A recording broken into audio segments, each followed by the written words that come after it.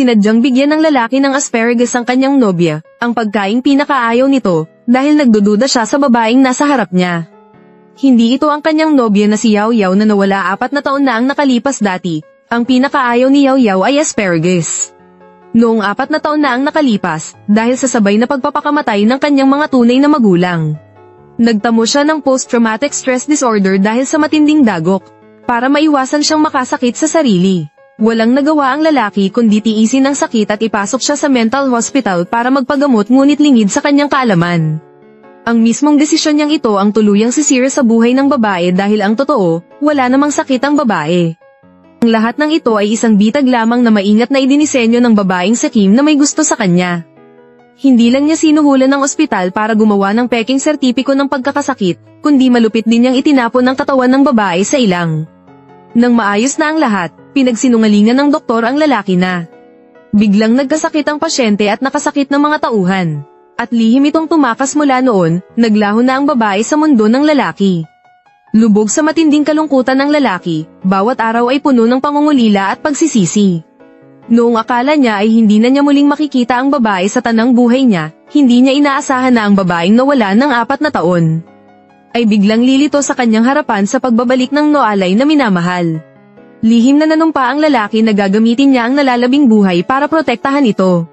Ngunit sa mga sandaling ito, engaged na ang lalaki sa babaeng sakim para bigyan ng babae ng marangyang kasal. Walang pag-aatubiling kinansela ng lalaki ang kasunduan sa kasal nila ng babaeng sakim pagkansela ng kasal. Ano bang nagawa kong mali, Kuya Nan? Hindi matanggap ng babaeng sakim na mawala ang kaligayahang abot kamay na niya kaya naman, sadya siyang nagsuot ng isang matingkad na pulang bestida. At pumunta sa bahay ng lalaki, sa pag-asang tuluyang maangkin ang lalaki ngunit laking gulat niya nang matuklasan na ang babaeng personal niyang inilibing ng buhay ay biglang lumitaw ng buhay na buhay sa kanyang harapan. Agad siyang nanlambot ang mga tuhod sa takot at napaupo sa sahig. Hindi ka namatay, sakto namang umuwi ang lalaki pagbukas niya ng ilaw sa sala. Natuklasan ng babaeng sakim na ang babae ay naglaho na parang bula sa isang iglap. Inakala niyang multo ng babae ang dumating para singilin siya kaya naman, nagpapanak siyang humawak sa kamay ng lalaki. At walang kaayusang ikinukwento ang kanyang nakita ngunit inakala ng lalaki na nagsasalita lang siya ng kung ano-ano. At sa galit ay sinampal niya ito hanggang sa matamba. Sa sandaling iyon, kalmadong lumabas ang babae na nakabihis na nanginginig sa takot ang babaeng sakim. Ngunit mabilis din siyang kumalma. Naalala niya na bago mamatay ang babae, sinira niya ang mukha nito kahit na hindi ito namatay noon, dapat ay may peklat ito sa mukha. Kaya agad niyang tiniyak na ang babaeng nasa harap niya ay isang impostor. Imposibleng siya si Jiang Yao.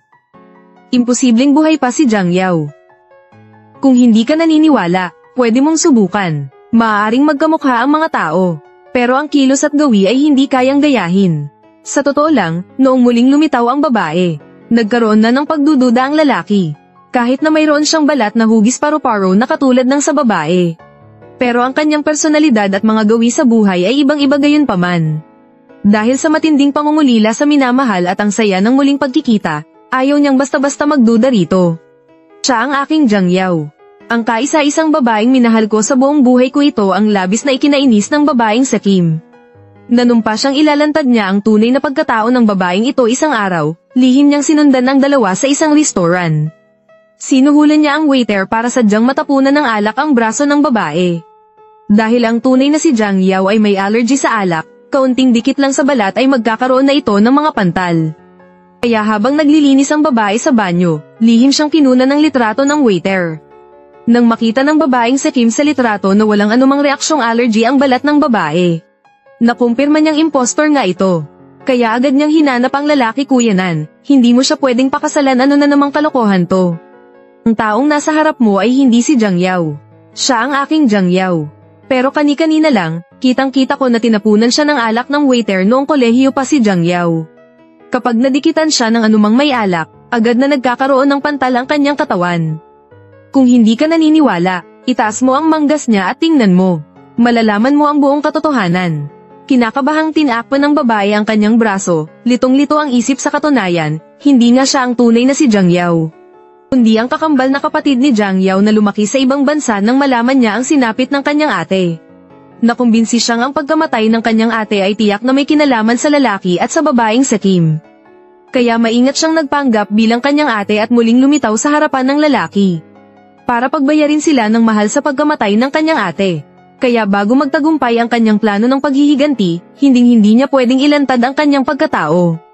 Mabuti na lang at hindi basta naniwala ang lalaki sa sinabi ng babaeng sa Kim, at mahigpit pa niya itong binalaan na huwag nang guluhin ang kanilang buhay. Ngunit paano naman basta si Suko ang babaeng sa Kim? Galit siyang sumugod at hinawakan ng kamay ng babae. At itinasang manggas nito nang makita ang braso na puno ng mapupulang pantal. Tulala siyang natigilan yun pala, matagal nang nabasa ng babae ang kanyang pakana. At nakapaghanda na siya ngunit kahit ganito, hindi pa rin sumusuko ang babaeng sa Kim. Kaya sa araw ng kanilang engagement, ipinatawag ng babaeng sa Kim ang yaya na nagpalaki kay Jang Yao mula pagkabata.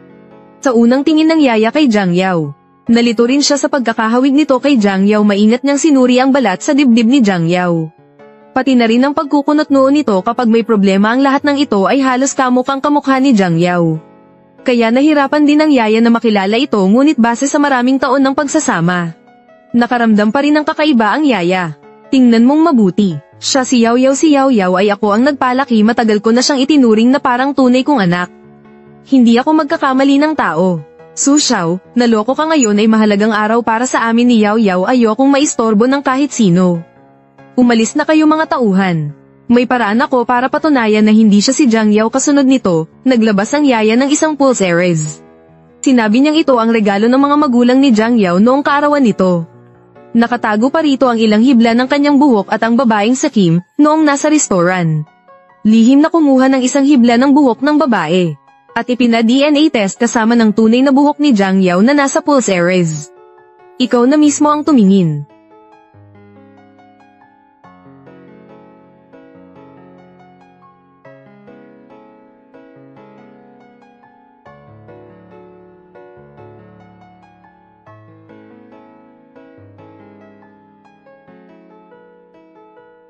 Hindi. Imposible. Kuya Nan, dapat ay naniniwala ka na sa sinasabi ko ngayon. Sinungaling siya. Kakaantrar ko lang. Sa unang tingin, agad kong nakita na may mali sa kanya. Ninang, Jang Yao, hindi talaga makapagsuot ng mataas na takong. Isang tao ay maaaring magpalit ng anyo. Ngunit hindi mababago ang ugali. Zhang Ma. Akala pa niya, magaling siyang magtago. Hindi niya alam, isa lang siyang nakakatawang tao. Ginoong Su, sa ganitong manloloko na nagtatago sa pagkatao ni Yao Yao, huwag kang magpakita ng awa. Huwag kang gagalaw.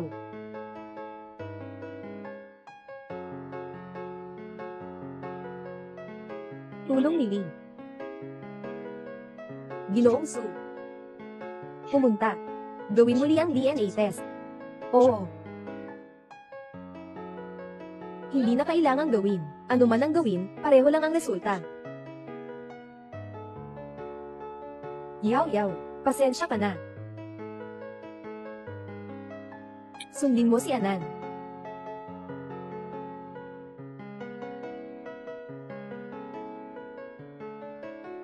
Ginoong Su, pareho pa rin ang resulta. Sabi mong resulta, hindi iisa ang tao.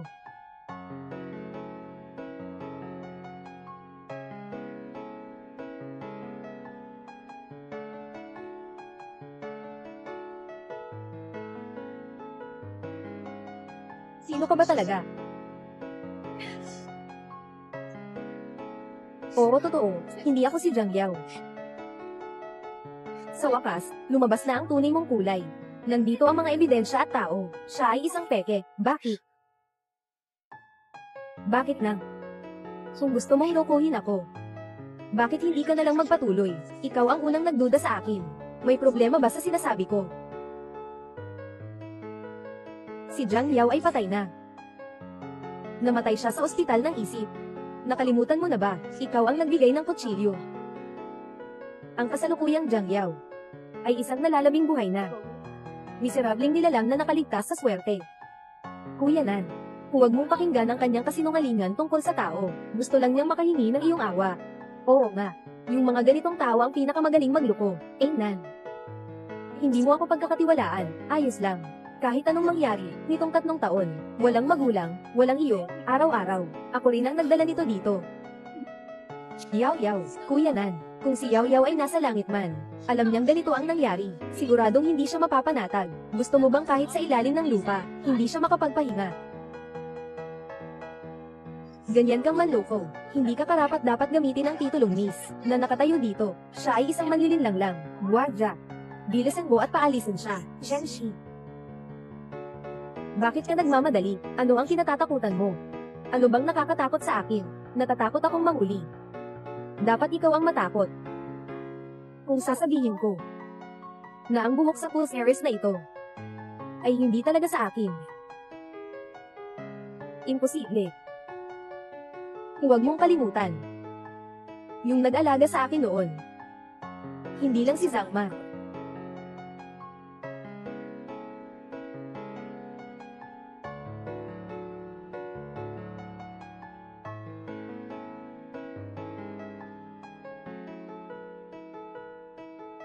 Aling Shu.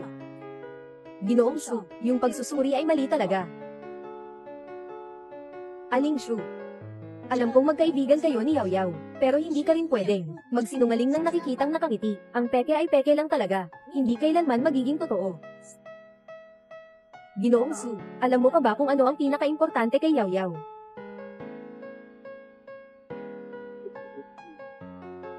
Sandali lang, binilisan mo ang buhok ko. Sige na. Hindi ko pipigilan ang buhok mo. Hayaan mong halikan kita.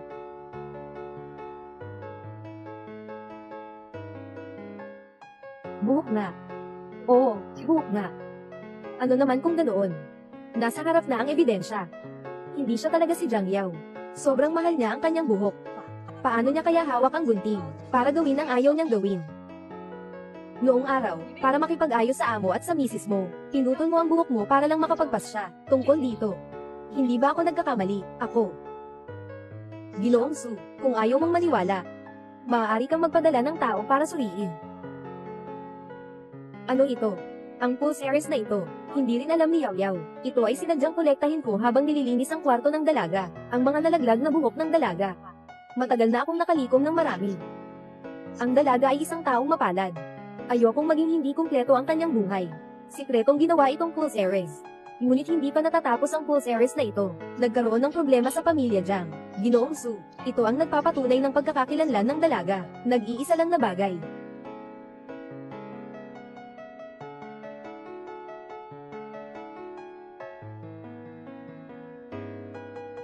Subukan nating suriin ulit.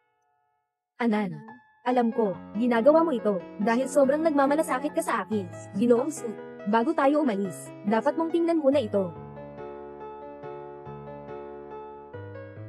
May 1,000 iwan sa card na ito, basta't willing kang magpatunay, na ang taong iyon ay peke. Pagkatapos ng bagay, may dagdag pang 50,000. Miss Chen, pag-alala ka, basta't willing kang magsalita, totoo man o peke, basta't sabihin mo, kaya kung magtiwala sa iyo sa iyong mga gawain.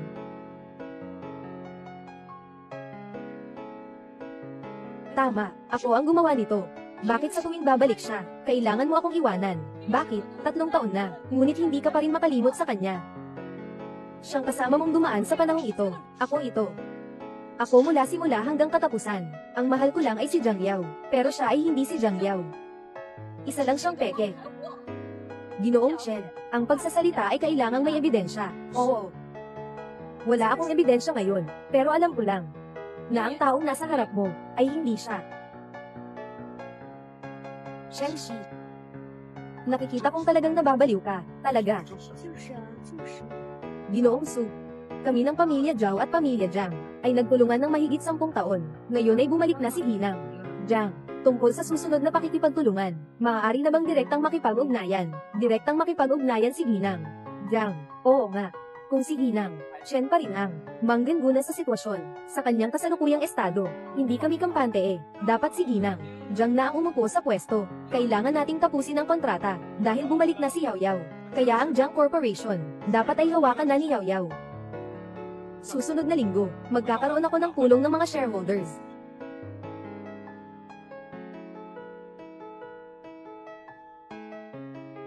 Kuya Nan. Bakit? Hindi lang basta kinuha si Kuya Nan. Kinuha mo pa ang kumpanya.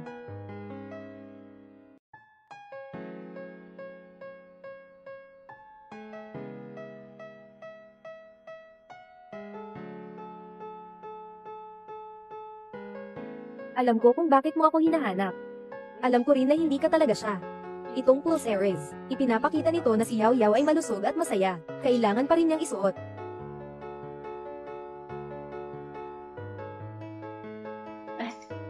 Tama ang amoy na ito. Lahat makinig kay Mashu. Tama, sabihin mo kay Yao Yao. Sasabihin ko sa kanya na namiss ko siya.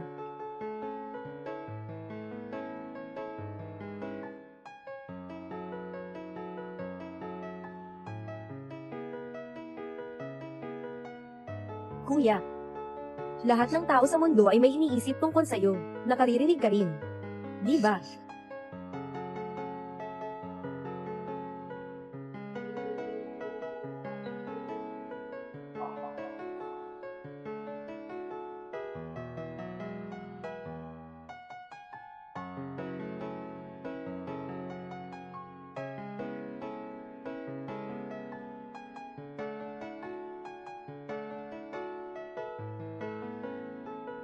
Yao Yao. Nanaginip ka ng masama. Yao Yao. Sinasisi mo ba ako na nakaplano kang magpakasal kay Chenxi? Noong panahong iyon, malubhang napinsala si Jiang at nakipag-ugnayan kay Chenxi. Ito ay tunay na isang walang magawa na hakbang. Yao Yao. Maiintindihan mo ako. Di ba? Anan. Naiintindihan kita. Ayos lang. Magkakaroon ng pagpupulong ng mga shareholder bukas. Yao Yao, matulog ka na ng maaga. Magpahinga ka ng mabuti.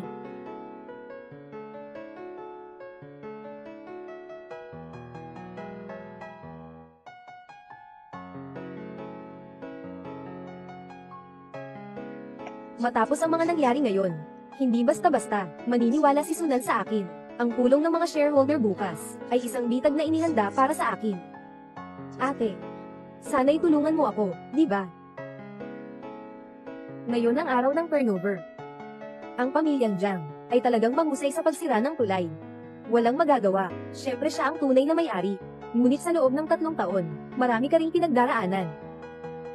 Nanay, dahil dito, yung 3 taon kong pagsisikap, ngayon lang ako nakapagsalita ng may kumpiyansa. Dahil dito, kung hindi, sa lakas ni Jiang Yao, hindi tatanggapin ng mga shareholder ng kumpanya. Kahit ayaw nila, wala silang magagawa, dahil ang kumpanya ay talaga namang pag-aari ng Jiang family. Tama ang nasa kumpanya ay ang pamilya Jiang. Pero, siya ba talaga si Jiang Yao? Ngunit, siya ba talaga yung patay na Jiang Yao? Magkasing-kasing sila ng hitsura. Yung mga sinabi ko sa iyo dati, may resulta na ba? Nakapunta na ako sa probinsya ng ilang beses. Walang nahanap na buto. Walang anuman. Ipagpatuloy niyo lang ang paghahanap. Baka masyadong matagal na kasi. Hindi na maalala ang lugar. Jiang Yao. Siguradong patay na siya.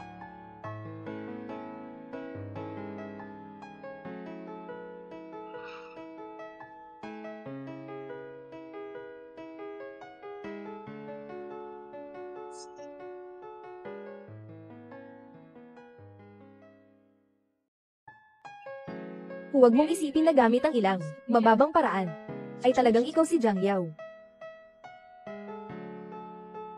Kung hindi ako si Jiang Yao, sino ako, di ba? Nakaloko mo si Kuya Nan, pero hindi mo ako maloloko. Mas lalo akong hindi makakaintindi. Ano bang sinasabi ni Ginang? Chen, kaya tumaasa na lang ako na makakapaghintay ka pagkatapos mong umakyat sa harap ng napakaraming shareholder. Kaya mo pang ngumiti, di ba?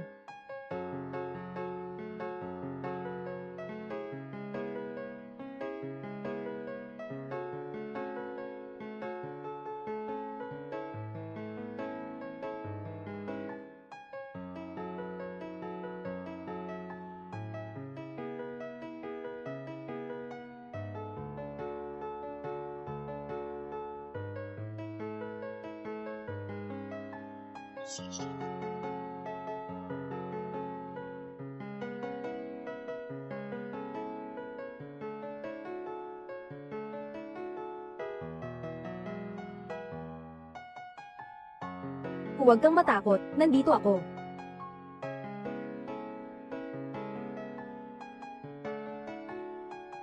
Sigurado ako. Nakarinig na kayong lahat, di ba? Nagpasya ako. Tanggalin si Chenxi, ang posisyon ng pangkalahatang manager ng Jiang Group. Ay muling hinawakan ni Jiang Yao. Ay muling hinawakan ni Jiang Yao. Ano? Ginoong Su. Ang posisyon ng pangkalahatang manager ay palaging hinawakan ni Ginoong Chen. Biglang pinalitan. Mukhang hindi magiging masaya ang mga tao. Pakiusap, Su Xiao, mag-ingat ka. Tama. Si Jiang Yao ay ang pangunahing tauhan ng Jiang Group. Dapat talaga sa kanya ang posisyong ito. Ilang taon na ang nakalipas, nagkaroon siya ng problema, kaya't pinahintulutan si Chen Shi na pamahalaan ito. May katwiran ang sinasabi mo, pero kakabalik lang ni Ginoong Jiang. Hindi pa siya pamilyar sa negosyo ng kumpanya. Bakit hindi na lang natin ipagpaliban? Tama, hayaan mo nang maging pamilyar si Ginoong Jiang sa negosyo ng kumpanya, bago ang turnover. Pareho lang naman iyon.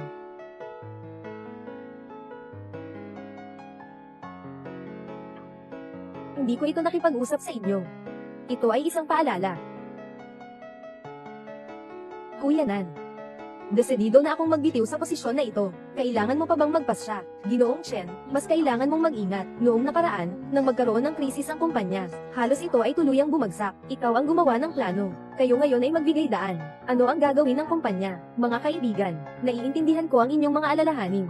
Ngunit ako ay nakapagdesisyon na ibigay ang posisyong ito. Mula ngayon, ang pangkalahatang manager ng Jiang Group. Si Yao Yao lang ang nandito. Ginoong Chen, paano maaaring mawala ang tao? 3 taon na siyang walang balita. Sino ang makakaalam kung totoo nga bang si Xiao Jiang ito? Maraming may masamang balak.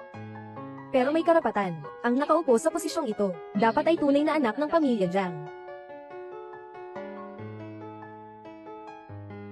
Kayo ay nagtatanong tungkol sa pagkatao ni Yao Yao, Ginoong Su. Kung siya talaga si Jiang Yao. Ayon sa logika, lahat ng tao dito ay lumaki na kasama siya. Siguradong pamilyar siya sa mga pangalan ng mga tao dito. Kaya niyang bang sabihin? Kaya niyang bang sabihin? Ginoong Su. Tungkol sa pagtatalaga ng general manager, malaki ang epekto nito sa buong grupo. Sa pag-unlad ng kumpanya, kung may mga tao na may masamang balak na nakahanap ng pagkakataon, delikado na iyon. Ginang, Jiang, wala tayong balita sa kanya sa mga nakaraang taon. Ngayon bigla na lang siyang lumitaw. May dahilan para magduda sa kanya. Hindi naman ito walang batayan. Oo nga. Kung ang taong nasa harap mo, hindi man lang maalala ang pangalan natin. Ibig sabihin, hindi siya tunay na Xiao Jiang, Yao Yao. Yung mga pangalan nila. Siguro hindi mo pa nakakalimutan, di ba? Anan. Medyo kinakabahan ako. Walang anuman. Nandito ako. Si Yao Yao ay bagong balik. Hindi may iwasang medyo hindi sanay. Tunay na Jiang Yao. Hindi ito maaaring hindi masabi. Hindi siya may masamang balak. Paano siya magiging ganito ka-nervy? Sa tingin ko, hindi siya ang ating prinsesa. Ang prinsesa ay hindi kailanman nagpapakita ng ganitong ekspresyon. Ibigay ang Jiang Group sa kanya. Hindi ako mapakali. Ngayon, mahirap nang makuha ang katatagan ng kumpanya. Kailangan ba nating dumaan sa isa pang pagsubok? Oo nga. Lahat, huwag mag-alala, niloko si Kuya Nan, at ang mga shareholder ng kumpanya. Ang bayad na ito, marahil walang makakaya nitong dalhin. Kaya, sa tingin ko lang, talagang kinakabahan lang si Yao Yao. Bigyan natin siya ulit ng isang pagkakataon. Yao Yao. Basta't kaya mong sabihin, may papakita ang iyong pagkakakilanlan. Basta't kaya mong sabihin, may papakita ang iyong pagkakakilanlan. Okay lang kung hindi mo sabihin. Siyempre, tungkol sa pagkakakilanlan. Kung ayaw ni Yao Yao, hindi natin ito pag-uusapan. Hindi lang si Kuya Nan ang dapat magtiwala sa akin. Hindi ko lang inasahan. Gusto ko lang bumalik sa sarili kong kumpanya na maraming tao ang nagtatanong. Yao Yao. Kung matuwid ka, hindi ka matatakot sa anino. Naniniwala ako, hindi mo bibigwin ang lahat.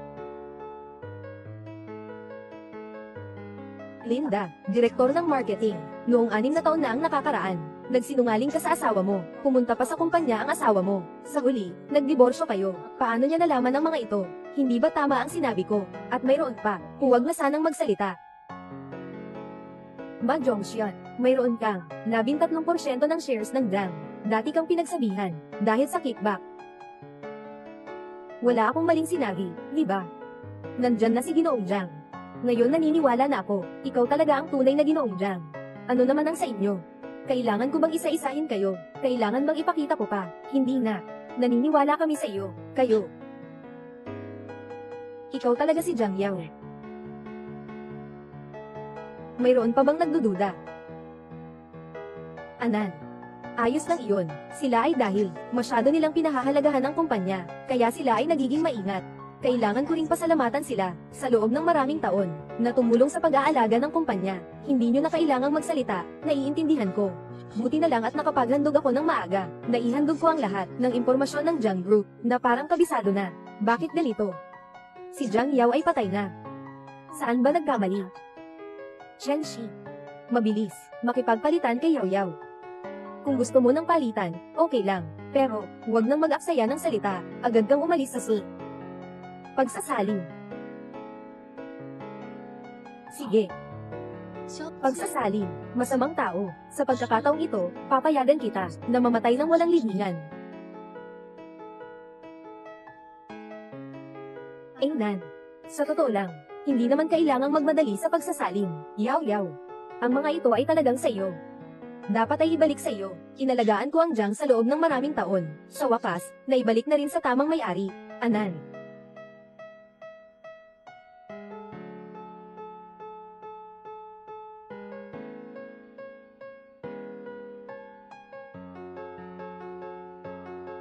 Gong, boss. Ito ang selyo ng Jiang Group. Ilagay mo na. At ito pa, ang safe box. Ito ang safe box na pinasok mo nung pumasok ka sa mental hospital. Sinabi ni Kuya Nan sa akin, na maging acting general manager. Nakita ko ito sa opisina mo, na nandyan. Naghanap ako ng isang locksmith, at binuksan ito. Gusto kong malaman kung ano ang laman nito. Mas alam mo ito kaysa sa sino man, di ba, Kuya Nan? Wala akong ibang ibig sabihin Sinasabi ko lang ito ng basta-basta. Pero Ginoong Jiang, bakit parang medyo nag-aalala ka? Pero Ginoong Jiang, bakit parang nararamdaman ko, medyo nag-aalala ka, Ito ang aking safe. Alam ko naman kung ano ang nasa loob. Sige, ano nga ba, ang nasa loob nito? Pasensya na, hindi ko masabi. Hindi mo talaga masabi, Hindi mo talaga alam Chen Shi. Sapat na, Kuya Nan. Hindi siya normal.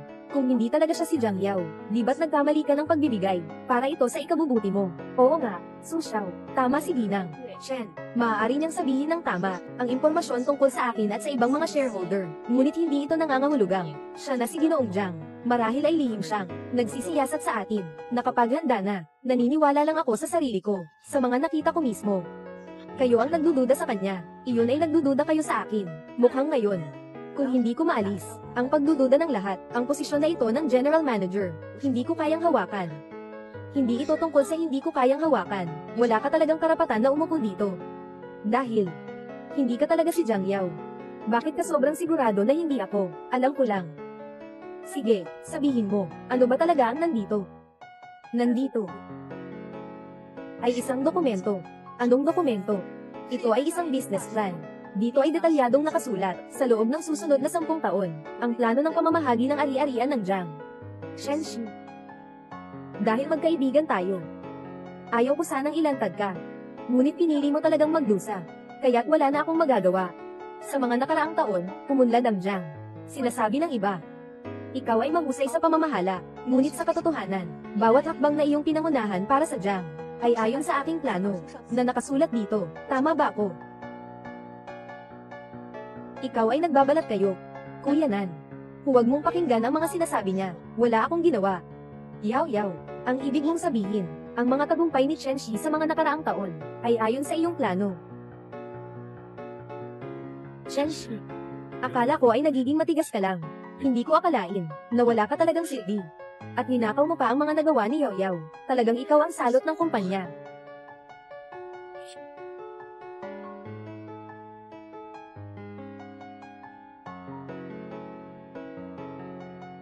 Aking magandang kapatid, ang business plan mo ay talagang napakaganda. Dahil dito, sigurado akong maiaangat ko ang Jiang sa mas mataas na antas. Napakaganda ng iyong talento sa negosyo. Bakit hindi? Ka na lang ang tumulong sa Jiang. Sige na nga, wala akong interes. Ayos lang, sayang talaga ng sobra. Aking mahal na ate, patawarin mo na ako. Tama ang hula ko. Itinago ni ate ang business plan ko sa loob ng safe box na ito. Totoo bang plano iyon sa loob nakikita ay naniniwala, kung ano talaga ang nasa loob, ay hindi pa tiyak. Paano kung ibang bagay ito? Ninang, Chen, may susi ba para buksan ito? Nasa kamay ni Jiang Yao ang susi. Kung makuha mo ito, ay maniniwala ako sa iyo. Gusto mong maghula sa akin? Hindi mo kayang gawin. Sige na. Pero ano? Pero, yung pangakong hula lang. Walang kwenta talaga. Sige na lang. Kung makuha mo ang susi, ibig sabihin talo ako. Aaminin ko, mali ang mga duda ko sa iyo dati, at magmamakaawa ako sa iyo. Ayaw ko ng pustahang ito. Ayaw mo naman. Hindi pa rin ako makapagpasya. Kahit ano pa ang kalalabasan ng sugal, kailangan mo pa rin gawin ang iyong bahagi. Kaya, ano ang silbi ng pagsusugal o hindi pagsusugal? Ano ang nais mong ipasugal? Sabi ko na. Huwag mo nang pagdudahan si Yao Yao. Kuyanan, ginagawa ko ito para sa kabutihan mo. Nawala si Jiang Yao ng 3 taon. Ngayon bigla na lang siyang nagpakita. Talagang mahirap hindi magduda. Kung siya ay isang pekeng tao, ano ang mangyayari sa tunay na Jiang Yao? Medyo hindi ito patas. At saka, mayroon akong 100% tiwala na mahuhuli ko siya. Kahit na ngayon, hindi na ako ang general manager ng kumpanya, pero isa pa rin akong shareholder. Kung matalo ako sa pagkakataong ito, hindi lang ako lumuhad at humingi ng tawad sa kanya. Handa rin akong ipasa sa kanya ang lahat ng aking bahagi, ng mga ari-arian. Mga shareholders, ang mga pinagdaraanan ninyo para sa Jiang, sa mga nakaraang taon, ay hindi mas mababa sa sinuman. Talaga bang nais ninyong makita, kumpanya ng Jiang, masisira sa kamay ng isang pekeng tao? Kami ay mga tiwala ni Ginang. Chen, kung ang babaeng ito ay umangat, hindi kami magkakaroon ng magandang kapalaran. Dahil si Ginang, Chen, ay may sapat na tiwala na ilantad siya, mas mabuting subukan na lang. Ginoong Su, handa akong ibigay ang lahat ng bahagi, upang suportahan si Ginang. Chen, kung nagkamali si Ginang, Chen, handa akong isuko ang lahat ng bahagi. Ginoong Su, bigyan si Ginang. Chen, ng huling pagkakataon. Ginoong Su, handa rin akong ipagkatiwala ang lahat ng bahagi. Bigyan natin si Ginang. Chen ng isang pagkakataon. Handa rin ako. Handa rin ako. Ang desisyon kong ito, walang sino man ang makakapagbago. Nan, kung ganito na ang usapan, nabigyan na natin ng kasiguraduhan si Chen Shi. Sa ganitong kalagayan, gawin na lang natin ayon sa kanyang sinabi. Pero Yao Yao, Nan, ako lang ang kailangan ko, maniwala ka lang sa akin, sapat na iyon. Ate, tumingin ka ng mabuti sa ilalim. Gagawin kong mawalan ng lahat ang pumatay sa'yo. Sobrang masaktan, na parang ayaw nang mabuhay. Ito ay susi ng safe. Tama ba? Hindi mo maaring sabihin yan. Kailangan mong buksan ang safe box na ito. Yung sinabi mo kanina, ay may visa, di ba? Syempre. Basta't mabuksan mo ang safe box na ito, luluhod ako at humihingi ng tawad sa'yo. At, lahat ng shares ko at ng mga shareholders, ibibigay ko sa'yo. Chen Shi, anong plano mo? Lahat ng plano. Akala ko may spare key ako, sa kamay ko. Anak na babae, bigyan kita ng isang spare key, susi. Bumili ako ng isang safe. Alam mo na, palagi namang nalilimutan ng ate mo. Anong ilalagay mo sa safe? Hulaan mo, syempre, hindi pera.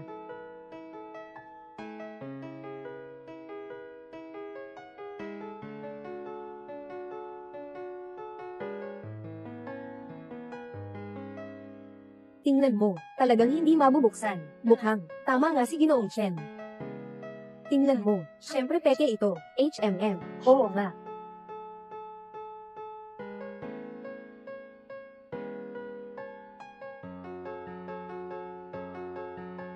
Kumusta? Hindi ba ako nagkamali? Oo.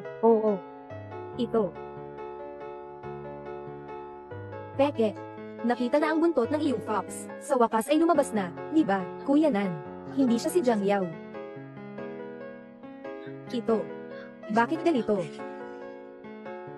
Kuya Nan, hindi siya si Jiang Yao. Bakit ganito? Itong susi ko, ay totoo.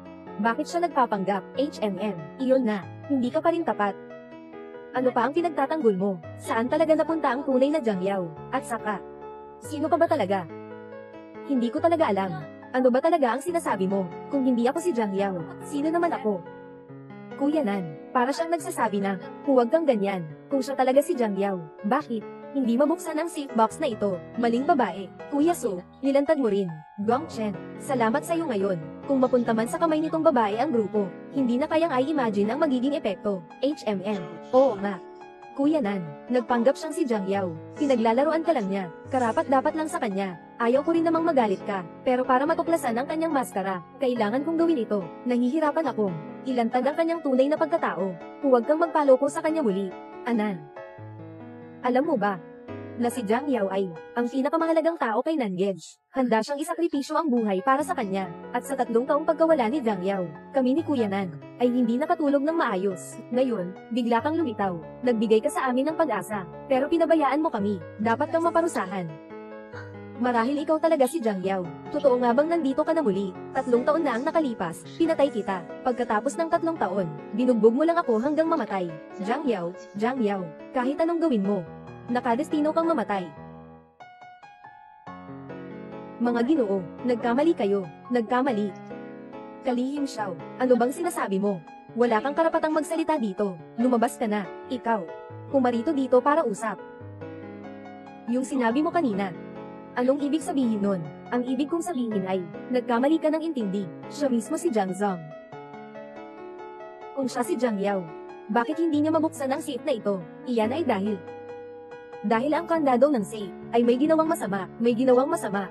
Sino ang gumawa nito? Ginoong Chen. Ano bang sinasabi mo? Walang sapat na ebidensya. Kailangan ko ng ebidensya. Makikita mo at maiintindihan mo. Anong kailangan ni Ginang Chen sa akin? Tulungan mo akong palitan ang bagong kandado ng safe na ito. Gagawin ko. Sige. Kahit na ikaw ang tunay na Jiang Yao, ano ngayon? Kahit ikaw pa ang tunay na Jiang Yao, ano pa? Basta't magagawa ko lang ng kaunti, matitiyak kong wala kang mapupuntahang ligtas.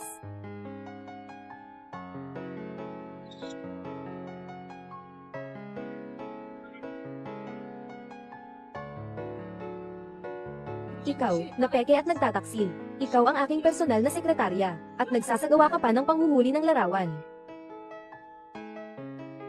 Chen Shi. Mayroon ka bang nais sabihin, Kuya Nan? Alam kong nagkamali ako. Natatakot lang ako na pagbalik ni Jiang Yao. Iiwan mo ako. Yao. Ipinagkakatiwala ko siya sa iyo, para ayusin. Sabi ni Miss Chen kanina. Kung mabubuksan ko ang safe box na ito, bababa ka sa akin ng nakaluhod, at ipapasa mo sa akin lahat ng iyong shares. Lahat ng hawak mong bahagi ay mapupunta sa akin. Hindi ako gagamit ng ganitong tao. Hay nako. Sayang talaga iyon. Sinasabi ko na sana, kung magpapakumbaba ka sa akin, yung mga shares mo, ayaw ko na sana. Sige. Ako na lang ang magpapakumbaba. Huli na. Yung mga shares mo, tinatanggap ko na. Jiang Yao, ikaw. At kayo pa. Huwag, Sir Su, totoo, nagkamali ako. Bigyan mo pa ako ng isa pang pagkakataon. Pasensya na, Sir Su, nagkamali kami. Hindi na kami manggahiz, kayo. Walang makakatakas. Anan, sa inyo kong lahat, ay mga matataas na opisyal ng Jiang. At saka, silang lahat sa mga nakaraang taon, maraming ginawa para kay Jiang. Naniniwala ako, ngayon, ganito ang kanilang pag-atake sa akin, dahil lang sa panlilinlang ni Chen Shi. Dapat nilang patawarin na lang sila. Tama si Jiang. Ang dahilan kung bakit kami nakasakit kay Jiang, dahil kay Chen Shi, pagkakalat ng chismis at paghihiwalay. Mula ngayon, tiyak na magiging tapat kami kay Ginoo Jiang. Sa kanya, ano man ang sabihin ni Ginoo Jiang, gagawin namin, walang pagtutol. Yao, nakikinig ako sa iyo, magaan ang parusa. Ang mga bahagi ninyo, ay mananatili sa inyo. Kalahating sahod, salamat, Ginoong Jiang. Ginoong Jiang, sa wakas, bumalik ka na, 3 taon na, sa wakas, nahintay din kita, Ginoong Xiao. Ikaw pa rin ang pinaka-maaasahan kong tao sa Jiang, ang pinaka-mapagkakatiwalaan bang tao, syempre. Noong mga panahong iyon, kung hindi dahil sa iyo, maging ang pagkain ay problema sa akin. Hindi ko malilimutan ang iyong kabutihan, hindi ko ito makakalimutan, kaya, tulungan mo akong gawin ito. Anan. Si Chen Shi ay hindi alam tungkol dito, wala siyang kaalaman. Ngayon, hayaan mo na siya. Yao. Masyado kang maawin. Si Chen Shi ganitong tao, hindi siya karapat-dapat na ipagtanggol mo. Paano ko naman maaasahan na tumulong sa taong pumatay sa kapatid ko? Mas masaya ang dahan-daang pagdurusa. Pero na. HMM.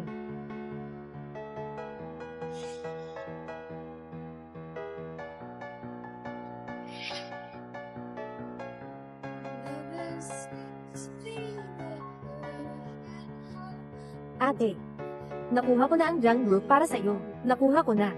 Susunod. Gagawin kong muli ang nangyari noon. Lahat ng nagnais na saktan ka, magbabayad sila. Kabilang na si Sunan. Si Sunan ay naniwala sa masasamang salita, at siya mismo ang nagsubo sa'yo, sa mental hospital, na nagdulot sa'yo ng kamatayan. Walang pinagkaiba sa mga kasabwat.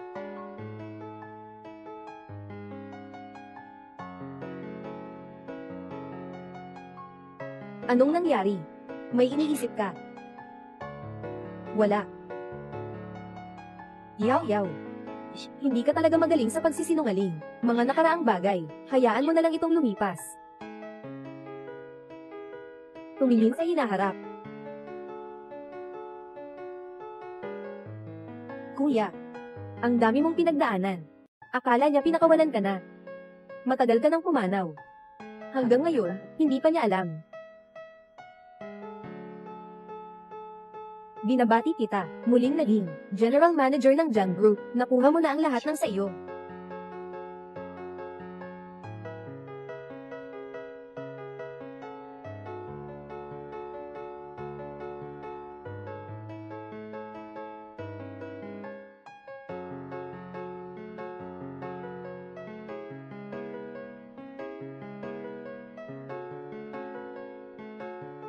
Yaw. Alam mo na. Hindi maganda ang aking pag-inom. Tama ka. Ang mga nakaraang bagay. Hayaan na lang natin itong lumipas. Na. Alam mo na. Matagal ko nang gusto, nabigyan ka ng anak.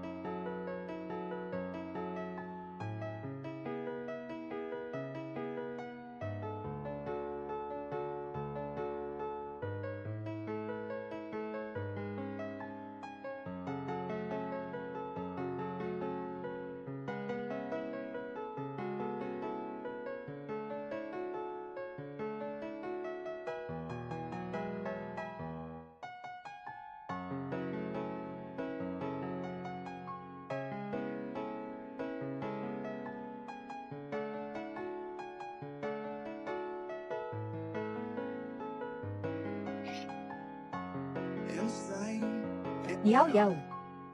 Magkakaroon tayo ng anak. Sige.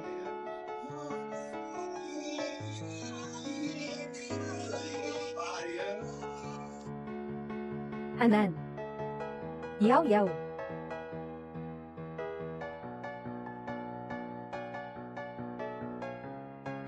Tingnan natin. Hindi pa na-diagnose, walang paglalarawan. Yaw. Totoo ba ito? HMM. Dumating ako dito ngayon para sabihin sa'yo ang magandang balita na ito. Hindi ko inasahan na makakabalik ka at magkakaroon tayo ng anak. Ito ay tadhana. Ito ay mula sa Diyos na ibinalik ang bata sa atin. Ito ay kapalaran na ikaw ay bumalik. Ito rin ay kapalaran na ibalik ang bata. Bukas ay kaarawan ng ina. Ihahatid ko ang magandang balita, sabihin sa lahat. Lahat ay nakikinig kay Anan. Bukas. Pero isang magandang palabas ito. Anong sabi? Si Jiang Yao ay buntis. Sige. Naintindihan ko. Bakit ganun? Hindi pa siya namatay, okay na sana. Ngayon, buntis pa siya, ng anak ni Nangej. di wala na akong kahit anong pagkakataon. Ay naku, hindi ka lang makapagpigil. Kapag may nangyayari, naguguluhan ka agad. Anong magagawa ko naman? Ngayon talaga, wala na akong anumang paraan. Hindi, mali. Narinig ko si Direk Dong, noon na nagsabi sa amin. Sobrang nasira na ang katawan ni Jiang Yao. Hindi na siya magkakaanak pa.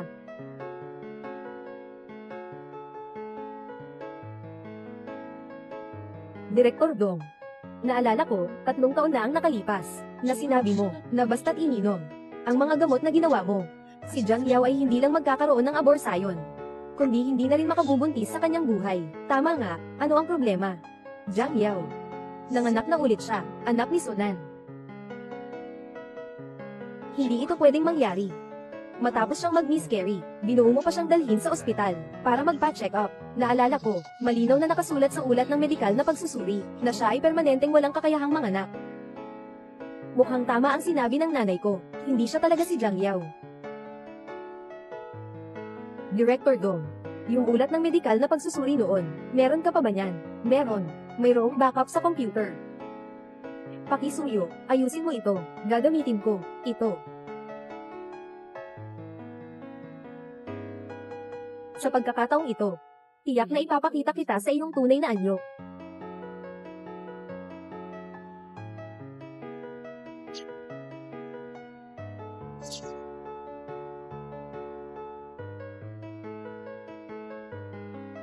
Sige nang, so, nais ko sa iyo ang mahabang buhay, masaya at walang alalahanin. Ginoong Liu, talagang mabait kayo.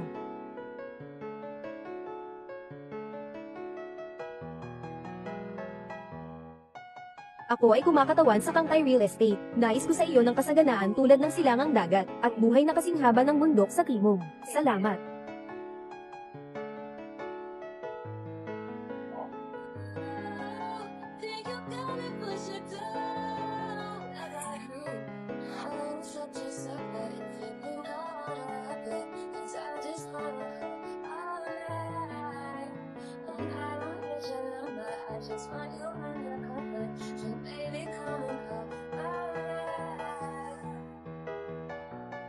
Nanay, maligayang kaarawan.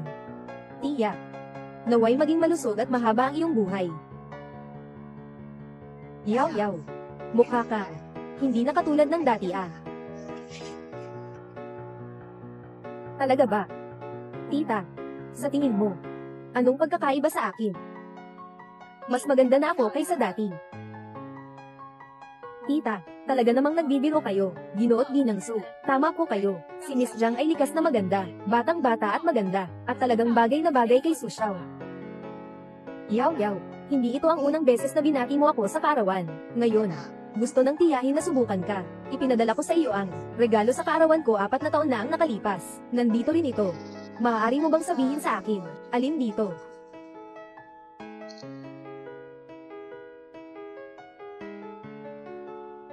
Ano bang kinalaman nito sa aking memorya? Sadyang sinusubukan kung ako nga si Jiang Yao. Bawat regalo para sa tiyahin, ay pinili ko ng mabuti. Kaya tiyak na tumatak sa akin. Kaya, alin sa mga regalong ito, ang para sa iyo? Nanay. Ano ang ibig mong sabihin? Huwag ka munang magsalita, nanay. Hindi ko alam si Chenshi. Anong sinabihan mo na naman sa kanya? Pero ang sinabi niya, hindi mapagkakatiwalaan kahit isang salita. Anak ka talaga, bakit mo na naman nabanggit si Chenshi? Yao Yao. Siguradong naaalala mo pa, noong 4 na taon ka pa, ano ang regalo na binigay ko sa'yo, di ba? Yao Yao. Parehong pagkakamali, hindi na ako manguulit pang pangalawang beses, hindi mo kailangang patunayan sa kahit sino. Kabilang na ang nanay ko, Sunan. Nanay, ito ang hangganan ko. Ako bilang ina. Ayaw ko lang makita ang anak ko, nag-aya ng masamang babae. May mali ba dito? Una, hindi siya masamang babae, siya ang aking fiancé. Pangalawa, maraming beses si Chenshi, sinadyang siniraan si Yao Yao, kaya ang sinasabi niya, hindi kailanman mapagkakatiwalaan. Sabi ni Chenshi na sinabi niya sa akin, may duda siya sa'yo, itong babae sa harap mo, hindi si Jiang Yao. Sa tingin ko, may punto siya. Nawawala ng 3 taon, bigla na lang bumalik. Anan, hindi ka ba nakakaramdam ng kakaiba? Sino ba ang nagsabi sa'yo? Madalas niyang pinagtataka si Yaw Yaw, pero sa bawat pagkakataon, parang nagbubantan siya ng bato, at tinatamaan ang sarili niyang paa. Wala naman. Pero nabigo siya. Ngunit hindi ito nangangahulugan, na ang babaeng ito ay si Jiang Yaw. Marahil dahil sa pekeng Jiang Yaw, masyado siyang tuso, kaya kailangan kong subukan siya ng personal. Hindi mo ba naiisip na napakabatang isip nito? Kung siya ba ay si Jiang Yaw, alam ko nang mabuti sa aking puso, matalinong babae, magaling sa paglinlang sa mga mata ng mga lalaki. Nanay, ikaw, Anan. Ayokong dahil sa akin. Mag-away ka at si Tia. Yaw Yaw, bago ka nawala. Palaging masama ang trato ng nanay ko sa'yo. Ngayon na nahirapan kang bumalik, hindi ko papayagan ang sinuman na muling mang-api sa'yo, na questionin ka, Sunan. Nasa iyo ang salita ko. Kung hindi siya makakapagpatunay ng kanyang kawalang sala ngayon, hindi ko siya papayagang pumasok sa bahay ng So. Nanay, huwag mo akong pilitin. Hindi kita pinipilit. Nanay, ito ay para sa iyong kabutihan. Sige. Yaw Yaw, tara na, Anan. Hindi ako makaalis. Bakit? Ngayon. Kasama kita. Pumunta ako rito, para ipagdiwang ang kaarawan ng Tia. Kung aalis ako ng ganito, ano yan? Alam ko. Ayaw mong magduda ang lahat sa akin. Pero kung ganito, basta na lang akong aalis. Ganito, basta umalis na lang, ay tiyak na magpapaamin sa lahat, na ako'y may ginagawang masama. Kung ay makilala, mawawala ang pagdududa ng lahat sa akin. Ito ay magandang bagay. Sige, bigyan kita ng isang pagkakataon. Isang pagkakataon lang ang kailangan, kaya alin dito ang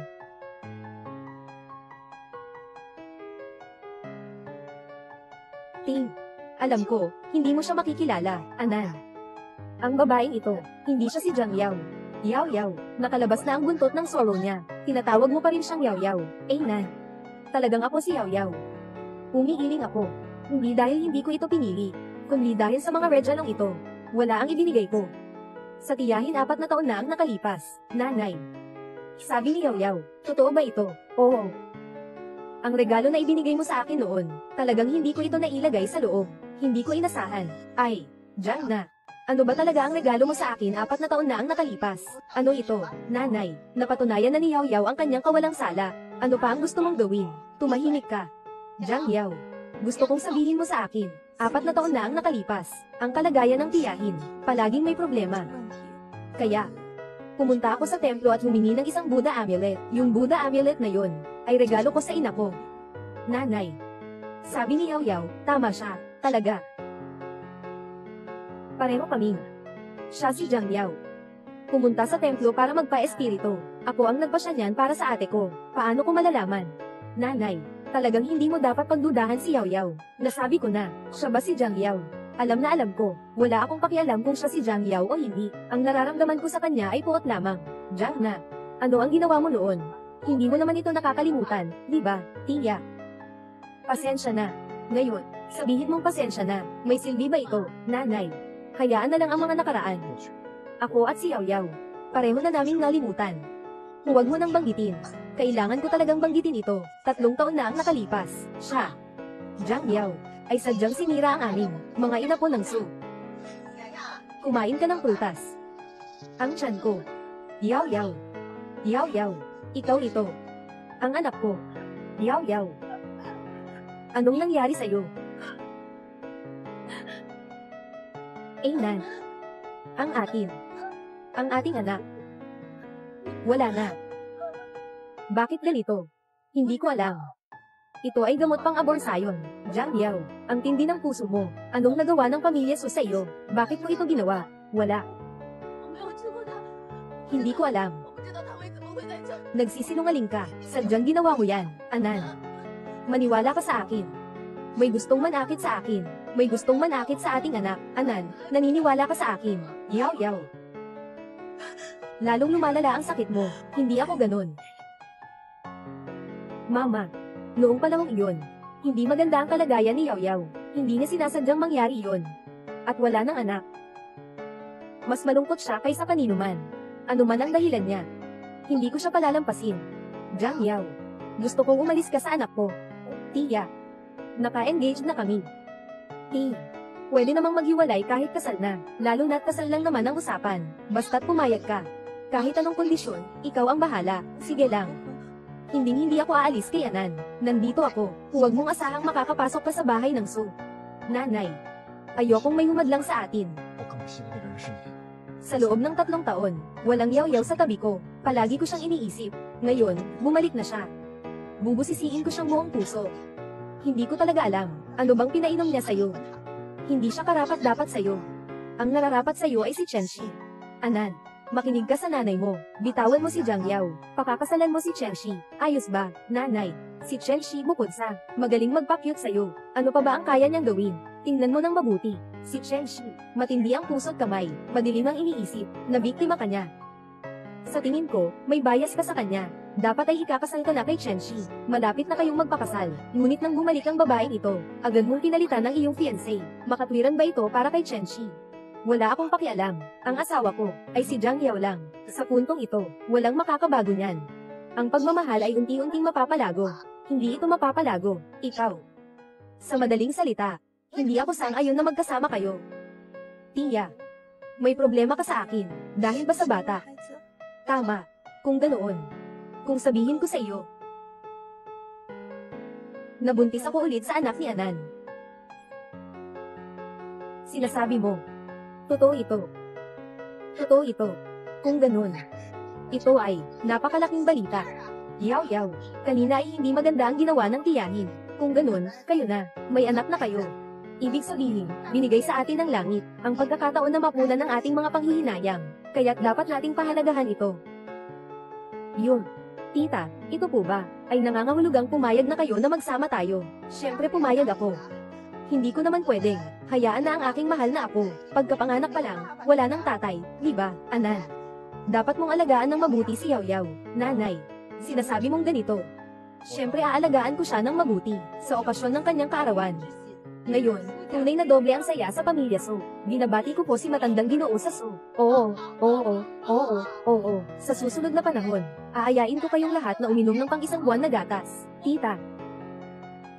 Ang handog na ito para sa buong buwan. Mukhang hindi mo na ito matitikman. Chenshi. Maligayang kaarawan, Tia, Xiaoshi.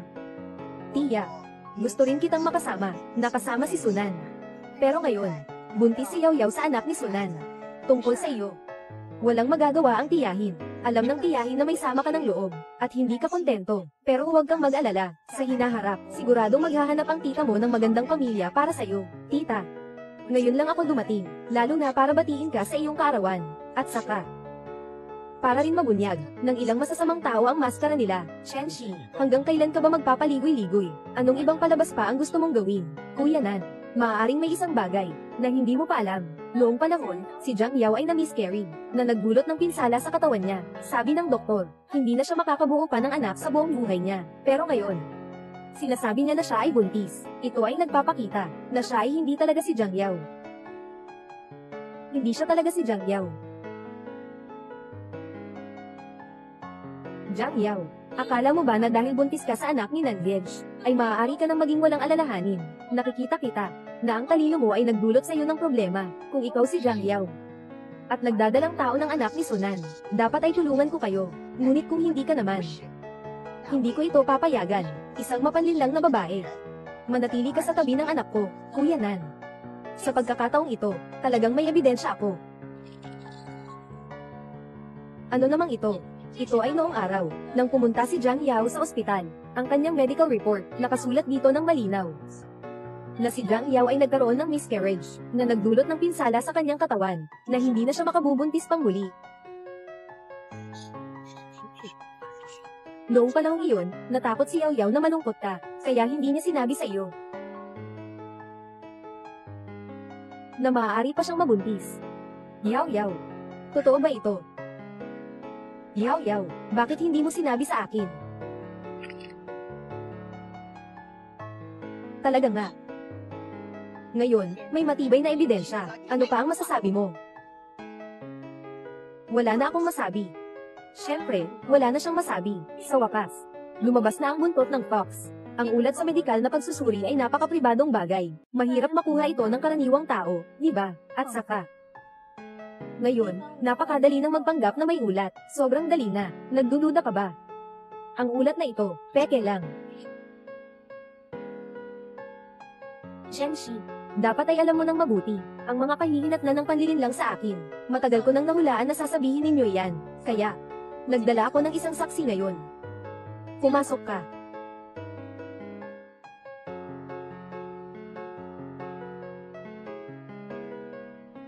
Kuya Nan. Tia. Ito ang taong, punong doktor ng isang malaking ospital. Direktor Dong. Magandang araw, Ginang. Magandang araw, Ginoong Su. Ang ulat ng iyong check-up, ay ako mismo ang gumawa, at sinasabi mong peke ito.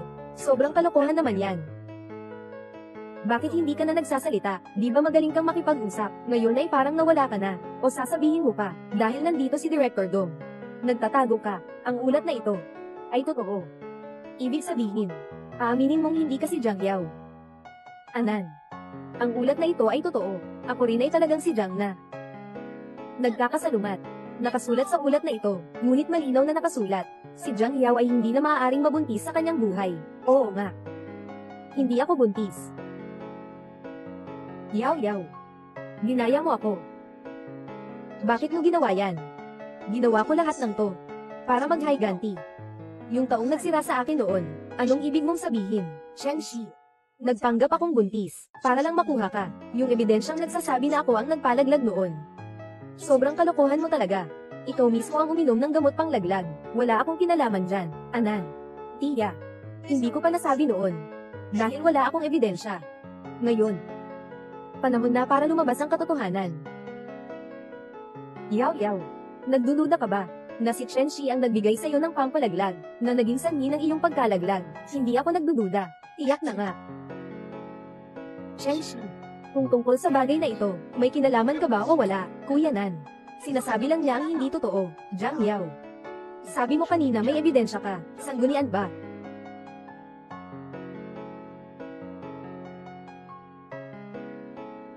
Direktor Dong, naalala ko na 3 taon na ang nakalipas. Sabi mo noon, basta ininom mo ang abortion pill na inireseta mo. Hindi lang mangganganak si Jiang Yao, kundi hindi na siya muling mabubuntis sa buhay niya. Tama nga, may problema ba? Jiang Yao. Ngayon ay nagdadalang tao na naman siya ng anak ni Sunan. Hindi ito posible. Matapos siyang magpalaglag, dinala mo pa siya sa ospital. Nagpa-check up siya. Naaalala ko, nakasulat ng malinaw sa ulat ng medikal na pagsusuri, na siya ay permanenteng sterilized. Mukhang tama ang sinabi ng nanay ko, hindi siya si Jiang Yao. Direktor Dong, yung ulat ng medikal na pagsusuri noon, meron ka pa ba nito? Sinusundan mo ako, nang malaman mong buntis ako. Siguradong unang-una, ay hahanapin mo ang iyong kasabwat, iyon ngang dati. Na nagbigay sa iyo ng gamot para sa pagpapalaglag, yung doktor na iyon, kumpirmahin. Ay nako. Ang talino mo. Bakit hindi mo naisip na ang pagbubuntis ko ay kasinungalingan, pero ang pang-akit sa iyo ay totoo? Chen Shi. Kaya pala ikaw. Ikaw ang pumatay sa anak ko. Hulihin sila para sa akin. Ginoong Su, patawarin mo ako. Nabulag ako sa isang sandali, na parang pinadulas ng mantika. Ginoong Su, patawarin mo ako. Paano ko naman maipapakita ang aking paggalang sa aking yumaong anak, Kuya Nan? Ako ang nagkamali. Ako'y sobra kang minahal, kaya't lihim mo. Binilhan si Yao Yao ng gamot pang alis ng pagbubuntis, na nagpadala sa akin sa maling akala, na si Yao Yao ay dahil sa problema ng magulang niya. Nagkaroon ng seryosong problema sa isip, na siya mismo ang nagdulot ng pinsala sa ating anak, Chen Shi. Sa ilalim ng iyong disenyo, ako mismo ang nagdala kay Yao Yao, sa mental hospital. Hindi kita pababayaan na makulong, hanggang sa mawala ang galit sa aking puso. Dalhin mo na. Huwag. Tia, pakiusap. Tulungan mo akong humingi ng tulong. Okay ba, Chen Shi? Akala ko, ikaw ay isang mabait na bata. Hindi ko akalain na gagawin mo ang ganitong bagay. Hindi kita matutulungan. Tia, pakiusap ko sa iyo. Patawarin mo ako sa pagkakataong ito. Lahat ng tao ay nagkakamali. At saka, ngayon, may depekto ang katawan ni Jiang Yao. Kung makasama niya si Nanggej, kung magkasama sila, hindi ba tangso pamilya ay walang magiging tagapagmana? Pero kaya kung makasama si Nanggej, at magkaanak kami ng marami, tita. Si Sunan. Sa totoo lang, sinasabi ni Chen Shi, may katotohanan din. Kahit gaano pa kaganda si Jiang Yao, sa huli, siya ay isang babae na may kapansanan. Napakalaki ng negosyo ng pamilya Su. Kailangan may isang magmamana rin. Tingnan mo, nanay. Gusto mong pakinggan kung ano ang sinasabi niya. Nagawa ko na ang lahat, pasensya na sa tungkol kay Yaw Yaw, kahit na hindi siya makabuo sa buhay na ito. Sasamahan ko siya hanggang sa pagtanda. Chenshi, narinig mo na rin. Talaga, hindi kita matutulungan. Kuya Nan, pakiusap. Pag-isipan mo ulit, okay ba? Dalhin na siya. Hindi, so, pakiusap, huwag, Kuya Nan. Yaw Yaw. Pasensya na. Ako ang may kasalanan. Pero tungkol sa mga nangyari dati, hindi ko talaga alam. Noong panahong iyon, naganap ang trahedya. Hindi ko lang isang beses ipinaliwanag sa iyo. May mga tao sa likod na gustong saktan ako. At ikaw naman. Ayaw mong maniwala sa akin. Akala mo ako ang uminom ng pampalaglag na pumatay sa ating anak. Ikaw pa ang nagdala sa akin sa psychiatric hospital. Ikaw ang nagpasakit sa akin. Ikaw palagi. Yaw Yaw. Ako yun. Talagang wala akong alam. Wala akong alam. Akala mo ba sa isang wala akong alam, mabubura mo na ang lahat? Paulit-ulit mong sinabi yan. Napangangalagaan mo ako habang buhay. Pero alam mo ba? Ikaw ang taong sumasakit sa akin ng gusto. Yaw Yaw. Tama ka. Kasalanan ko ito lahat. Alam ko na kahit anong sabihin ko ngayon. Pero Yaw Yaw, pwede mo bang bigyan pa ako ng isang pagkakataon? Bigyan mo pa ako ng isang pagkakataon, please. Sunan. Sasabihin ko sa iyo ang totoo. Ang pagbabalik ko ngayon, hindi para makipag-reunion sa iyo. Gusto kong makita ninyong lahat, ang tunay na anyo, ng pangit na ugali ni Chenshi. Nakamit ko na ang aking layunin. Maghiwalay na tayo. Hindi ako sasama sa taong matinding nakasakit sa akin. Muli. Yaw Yaw. Pakiusap. Pakiusap. Bigyan mo pa ako ng isang pagkakataon, pwede ba? Huling pagkakataon na, pinapangako ko. Pangangalagaan kita ng mabuti, pwede ba?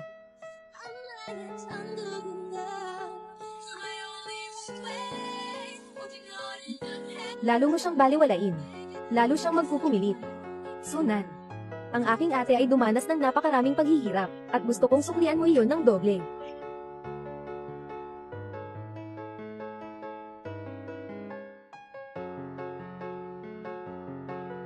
Hindi tama ito ah.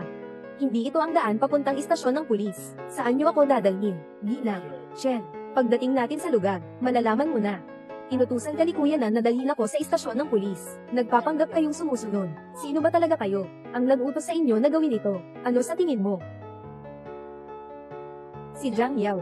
Congratulations. Tama ka. Palayain mo ako. Tumahimik ka.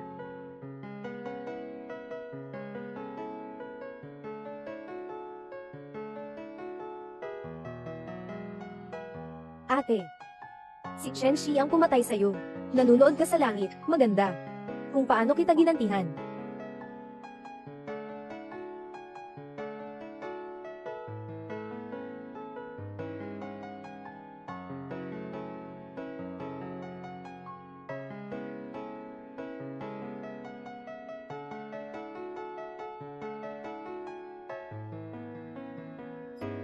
Jiang Yao, bitawan mo ako.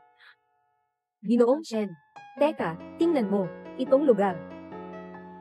Hindi ba't sobrang pamilyar? Siyentipikong ospital. Bakit mo ako dinala dito sa mental hospital? May sakit ka. Dinala kita dito para magpagaling. Hindi ako may sakit. Hindi ko na rin kailangan ng paggamot, pero noong araw, hindi rin ako may sakit, pero pinipilit mo pa rin akong gamutin.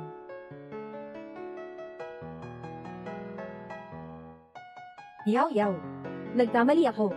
Hindi ba tayo ay magkaibigan? Oo, magkaibigan. Kinuha mo ang boyfriend ko. Oo, magkaibigan. Nilagyan mo ako ng gamot para magpalaglag. Dahil dito, hindi na ako makabuntis. Chenshi. Lahat ng meron ka ngayon ay karapat-dapat sa'yo. Oo. Yaw Yaw, hindi ako tama. Patawarin mo na ako sa pagkakataong ito. Sige na. Nangangakong ako. Nakuha na si Kuya Nan. Hindi, oo. Yaw Yaw. Maging magkaibigan tayo ulit, okay, nagkamali ako. Alam mo na ang pagkakamali mo. Ikaw at si Sunan ang talagang magkapareha. Ano ba ako? Sige. Bigyan kita ng isa pang pagkakataon. Susunod ako sa iyo.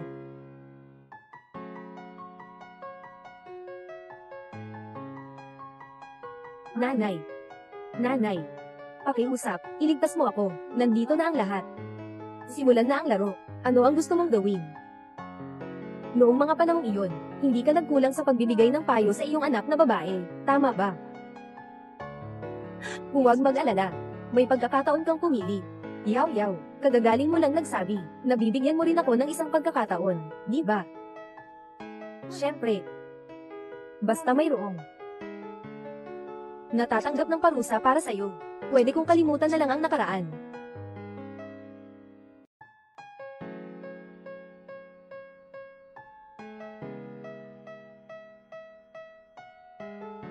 May 3 minuto lang ako sa inyo.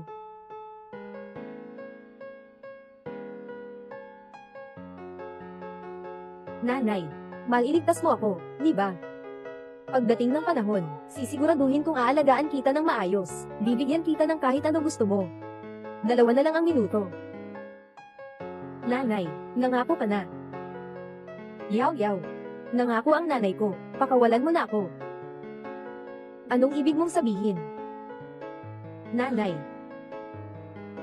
Ayaw ko. Tungkol dito, ito ay tungkol sa buhay ng iyong anak na babae. Nais mo bang pag-isipan ito? Ang kanyang buhay ay buhay. Ang taong ito ay hindi mabubuhay para sa sinuman. Matanda na ako. Hindi ko na kaya ang mga pagsubok dahil nagawa na ninyo ang inyong desisyon. Wala nang pagkakataon para magsisi. Ako, pwede na ba akong umalis? Nanay, ako ang tunay mong anak na babae. Ako ang karne na nahulog mula sa'yo. Hindi mo pwedeng pabayaan ako, inay. Nanay. Kung aalis ka, pagsasaktan niya ako ng todo. Nanay.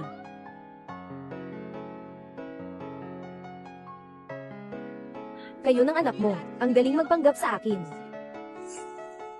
Kung nandoon ang ate ko, baka siguro mapatawad ka na nila. Sa huli, lagi siyang may pusong maawin. Pero hindi ako ganun, ate mo. HMM, ang kambal kong babae. Jiang Yao. Talaga, hindi kasi Jiang Yao. Sinasabi ko sa inyo bakit, pareho kayong itsura. Akala ko kayo ay kambal. Dapat noon pa lang ay naniwala na ako, sa sarili kong kutob. Sayang. Si Nan ay katulad ko. Nananaya mo. Talo ka na sa laban na ito. Wala nang silbi ang sabihin mo, wala na. Oo. Talo ako. Talagang natalo ako ng gusto. Nawala ko ang nanay. Nawala ko si Kuya Nan. Nawala ko rin ang kalayaan, HMM. Ngayon, wala ka ng anuman. Akala mo ba, madali na lang ang lahat? Walang mas nakakaalam kay Sunan kaysa sa akin. Kung malaman niya, na hindi ka talaga si Jiang Yao, akala mo makakapag, maayos na mabuhay sa natitirang buhay mo. May oras ka ba para dyan? Mas mabuti pang mag-alala ka sa sarili mo. Yaw. Ang buhay kong ito. Sa susunod at susunod pang buhay, magiging alipin mo na lang ako, okay lang ba? Pakiusap. Shenshi. Ano ba talaga ang ginawa ng ate ko noon? Ganyan mo siya sasaktan. Mali ako.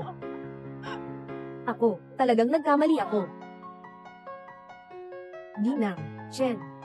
Sabihin mo, paano mo ako pinapahiya sa aking kapatid na babae? Ano ang dapat kong gawin upang makabawi sa iyo? Huwag mo akong patayin. Patayin ka. Hindi ba't masyadong mura yan para sa'yo? Iingatan ko ang buhay mong aso. Para sa bawat araw mo sa hinaharap. Mas mabuti pang mamatay ka.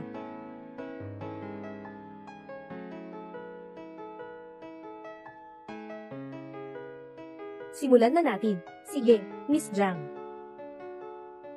Huwag kang lumapit. Huwag kang lumapit. Huwag kang lumapit.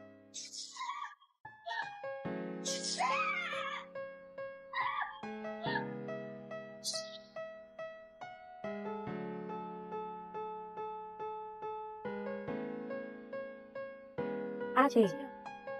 Kung sana'y makita mo pa, ang lahat ng ito sa harap mo. Sana'y masaya ka. Pero huwag kang mag-alala. Hindi ko hahayaang si Chenshi mamatay ng basta-basta. Ang sakit na idinulot niya sa'yo. Gusto kong unti-unti ibalik siya. Walang kwenta ang mamatay ng sobra. Gusto kong masaktan ng sobra.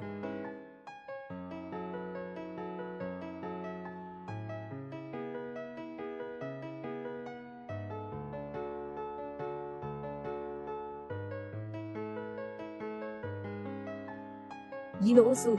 Anong maitutulong ko, Miss Jiang? Hindi maganda. Nasa ospital si Ginoong Su. Kasalukuyan siyang sumasailalim sa operasyon. Kailangan kanyang makausap, pumirma ng pahintulot sa operasyon.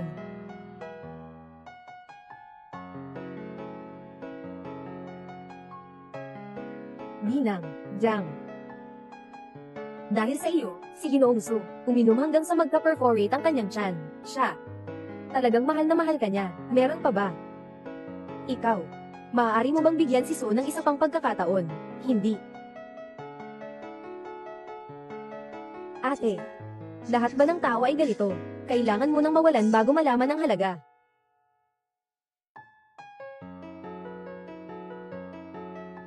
Ninang, Jiang. Ano ito? Ninang, Jiang. Masyado akong abala. Magsalita ka na lang ng mabilis. Masyado rin akong abala. Ayaw kong makinig sa'yo. Alam kong hindi ka si Jiang Yao. Ang tunay na si Jiang Yao ay matagal nang wala. Hindi ba? Tungkol sa nangyari sa kapatid na babae noon, kasali ka rin ba dito?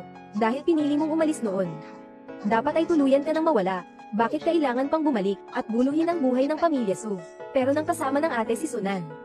Itong si Mama Su. Hindi naman nagkulang sa pagpapakita ng sama ng loob. Ito ang aking tahanan. Bakit hindi ako makakabalik? Matagal nang nawasak ang pamilya Jiang. Nung nagkasakit ka, umalis ka na. Iniwan mo si Sunan ng isang malaking gulo. May mukha ka pang bumalik. Hindi pwedeng ganito ang sabihin. Noong umalis ako noon, pinagsama ng Su family ang Jiang Corporation. Hindi ka ba kumita mula doon? Kung hindi dahil sa anak ko, matagal nang tuluyang bumagsak ang Jiang pamilya. Napakalaki ng utang ng Jiang pamilya. Sa kakayahan mo ngayon, hindi mo pa rin mababayaran. Dito ay 1 milyon. Sapat na ito para sa buong buhay mong pagkain at inumin. Tito ni Susan, ito ay, kumuha ng pera, umalis na, huwag nang muling magpakita sa harap ng anak ko. Tita Su, talagang napakabait ninyo. Ngunit, kung ikukumpara sa Jiang, mas gusto ko ang uli. Huwag kang mag-alala. Sigurado akong pakakasalan ko ang anak mo. Sa oras na iyon, hindi lang ang pamilyang Jiang, pati ang buong pamilya Su, ay magiging akin. Ikaw. Hindi ka ba Jiang Yao? Ang tunay na Jiang Yao hindi magsasalita sa akin ng ganito. Sa akin. Sino ka ba talaga? Sabihin mo. Yao Yao. Sino ka? Sabihin mo. Sino ka? Yao Yao. Ha, nanay. Hindi mo siya dapat maltrato ng ganito. Nan. Hindi ka pwedeng makasama niya, nanay. Akin na ang sarili kong bagay, anay. Ang nanay mo ay para sa ikabubuti mo. Yaw na. Pasensya na. Hindi sinasadya ng nanay ko. Kapag nagpakasal si Anan sa kanya, magkakaroon ng panganib ang pamilya Su. Anan, sumama ka na sa akin pauwi, nanay. Mula pagkabata, wala akong tinutulan. Ang desisyon mo. Pero tungkol kay Yaw Yaw, gusto kong ako ang magdesisyon. Makinig ka sa akin, ha? Siya ay isang malas. Magdadala lang siya ng swerte sa iyo at sa pamilya namin, ang Su, at magdadala ng malas. Hindi karapat-dapat ang ganitong tao na pumasok sa pamilya namin, ang Su, malas. Swerte at malas. Huwag mong kalimutan, noong mga panahong iyon kung wala kami, Jiang, kayo ng pamilya Su, hindi man lang makapasok sa top 10 nanograms buong lungsod. Sa ngayon, sa iyo lang, ganyan ka makipag-usap sa akin. Hindi ko rin papayag ang makapasok ka sa tahanan ng Su, nanay. Sabi ko na, isa lang ang asawa ko, si Jiang Yao. Ikaw, nababaluktot ka ba? Bibigay ko sa iyo ang isang pagpipilian. Pinili mo siya.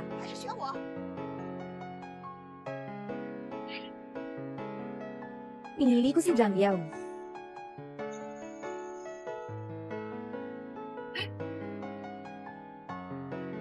Kahit pinili mo ako, wala rin itong silbi. Kahit na walang silbi, gagawin ko rin ito. Kahit na gagawin mo ito, hindi kita palalampasin. Alam ko.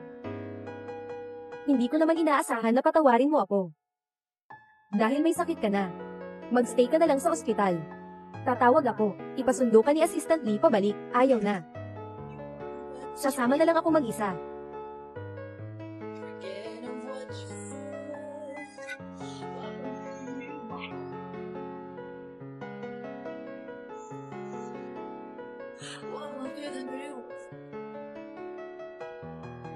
Kakatapos lang ng operasyon. Paano ka makakalabas ng kama? At saka, umalis ka ng walang pahintulot. Wala ka bang pakialam sa buhay mo? At ikaw, bilang kamag-anak ng pasyente, bakit hinahayaan mo siyang gumawa ng kalokohan? Doktor, kasalanan ko ito. 你的问题最大。 Huwag mong isama ang buhay mo, kaysa sa buhay. Mas nag-aalala ako. Galit ang mga mahal ko sa buhay. Kahit ano pa, huwag nang mangulit.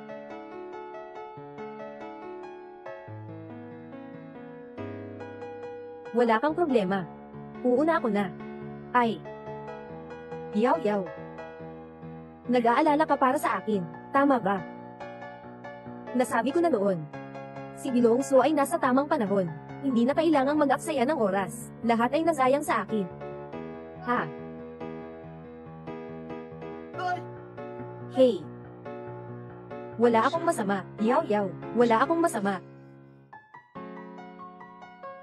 Yaw. Pasensya na.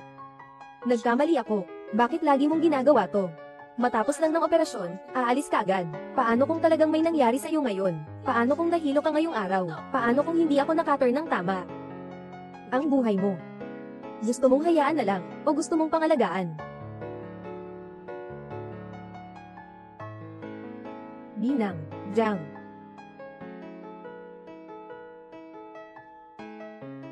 Ginoong Su, Ginoo, ito ay, anong nangyayari? Natatakot siya sa akin, pero halatang galit siya. Hindi siya galit, nababahala siya para sa akin. Umalis ka na, magmadali kang magpa-discharge. Sabi ng doktor kailangan mong magpahinga. Sabi niya kailangan kong magpahinga, pero hindi niya sinabi na kailangang magpahinga sa ospital. Sige, naiintindihan ko na, kaya pupunta na ako para ayusin ang proseso ng paglabas mo. At ihahatid ka sa asawa mo, magmadali ka na. Mabilis.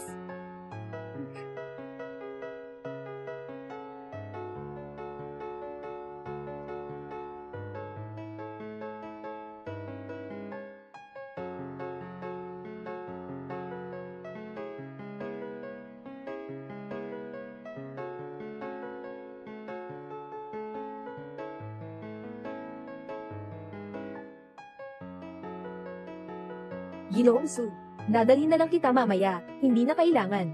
Umalis ka na muna. Sige.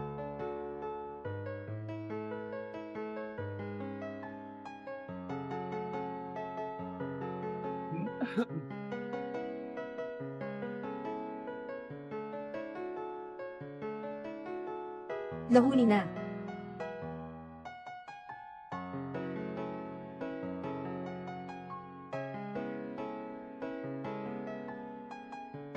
Ginoong Su, ngayon ay gabi na. Ayoko namang maingay ang ambulansya, para hindi maistorbo ang mga kapitbahay ko, sabi ng doktor. Makakalabas na ako ng ospital. Kaya, binabati kita, Ginoong Su, makakauwi ka na. Ay, yaw, nasaan ka? Kung nasaan ako, yun na ang bahay ko. Pumasok ka na.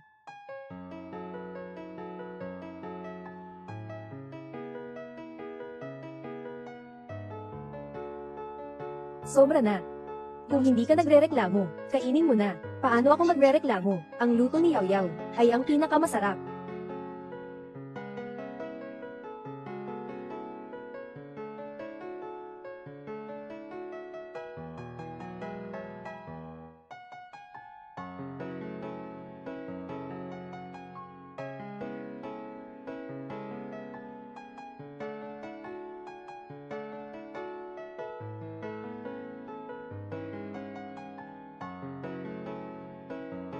Yaw, ikaw, maaari mo bang tulungan ako?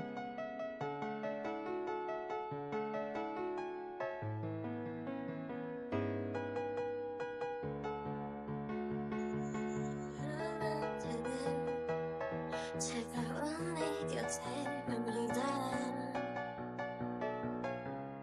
오래도록 바래왔네 한참을 기다리고 이대로 눈 감으면 듯이 어쨌든 넌 내 길에 다가와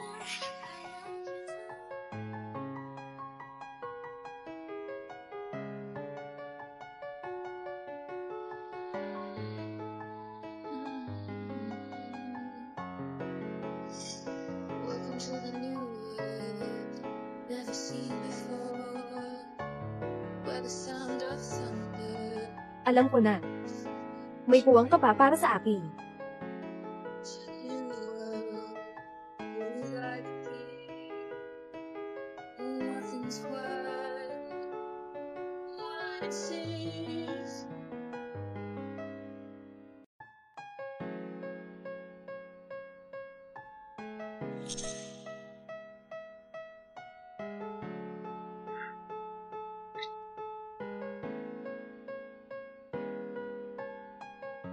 Ito ay ang kontrata na nilagdaan kasama ang Zhangga Group. Ito ay ang plano para sa pagbili ng proyekto ng Liao family.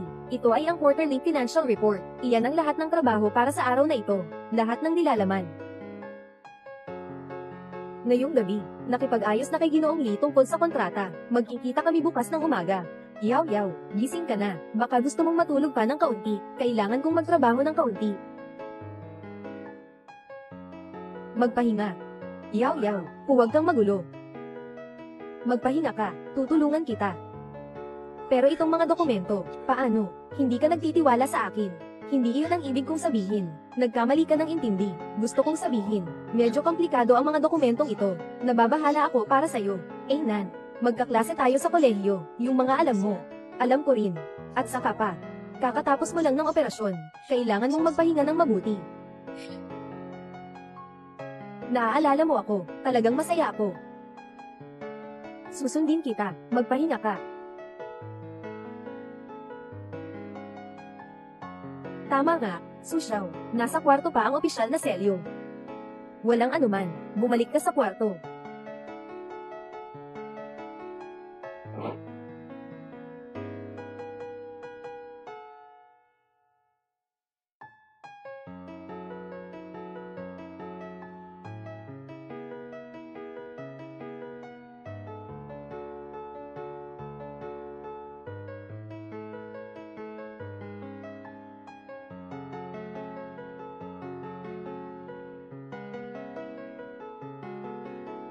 Ate, nakuha ko na ang Jang Group.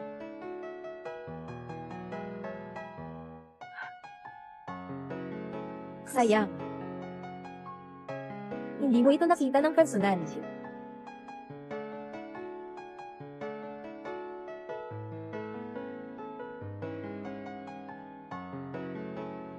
Ate, alam mo ba kung paano tunay na maghiganti sa isang tao?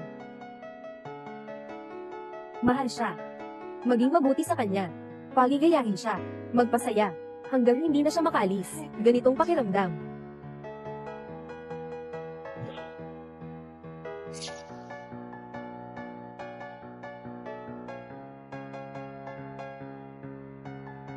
Yaw. Magpakasal tayo. At pagkatapos, itulak siya pababa sa walang hanggan. Kalaliman.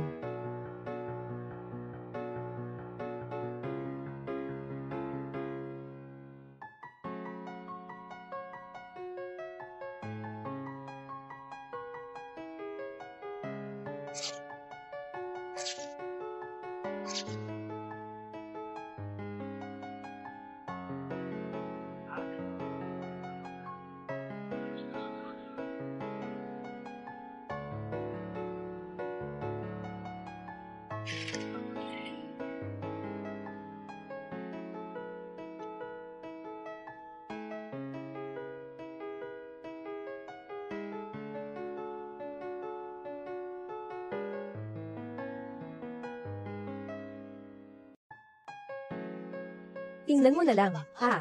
Kasunduan, yung babae, inilipat niya ang Jang. Sinasabi ko na noon pa, hindi siya basta-basta. Tungkol sa bagay na ito, alam ko na noon pa. Anong pampatulog ang ibinigay niya sa'yo? Hanggang ngayon ay wala ka pa rin kamalay-malay, nanay. Sa kanya na talaga ang Jang family. Gusto niya. Kunin mo na. Ikaw, mga tao, dalhin niyo na. Dalhin niyo ang nanay ko. Pagkatapos, makikita ni Yao Yao, magagalit na naman siya. Bitawan mo ako. Hello. Maaari bang itanong kung ikaw ay kamag-anak ni Ginang? Jiang Yao, ganito kasi, nasa Wangchun Road, nangyari ang aksidente sa sasakyan na nagdulot ng pagsabog. Sa sasakyan ng kasal, walang nakaligtas, mangyaring magdasal.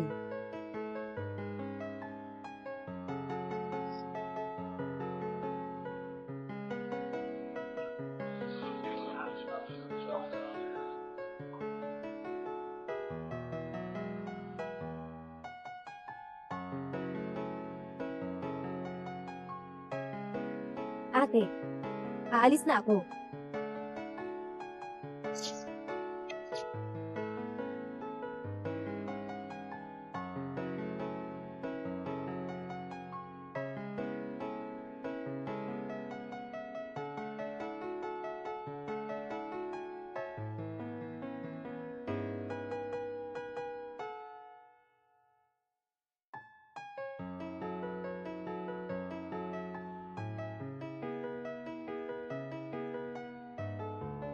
Ikaw, hindi ka ba nasa ospital? Bakit? Ikaw pala. Ngayon mo lang nalaman, ha? Huli na. Babae, pinahirapan mo ako ng sobra. Hindi ko rin akalain na makakatakas ako, di ba? Ito ang aking kapabayaan, na nakalabas ka. Noon, salamat sa'yo. Kung pinatay mo ako noon, hindi sana nangyari ang mga ito. Sa ngayon, wala na akong masyadong sasabihin. Gusto kong mamatay. Hindi ganon kadali.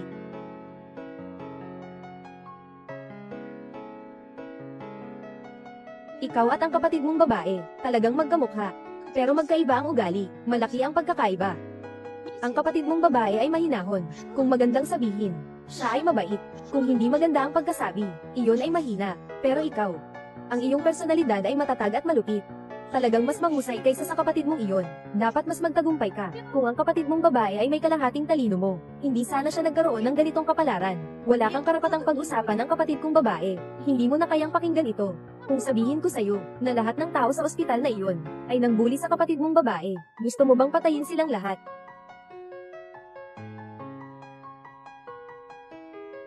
Kasama ang ano? Mga doktor ba? Mga pasyente ba? At pati mga janitor? Pasensya na, medyo hindi ko na matandaan ang iba. Tingnan mo, ang kapatid mo, sa buhay na ito, hindi naman siya talo, di ba? Ako. Talagang masaya ako para sa kanya. Ano sa tingin mo ito? Namatay siya sa tamang paraan, hindi ba? Haha.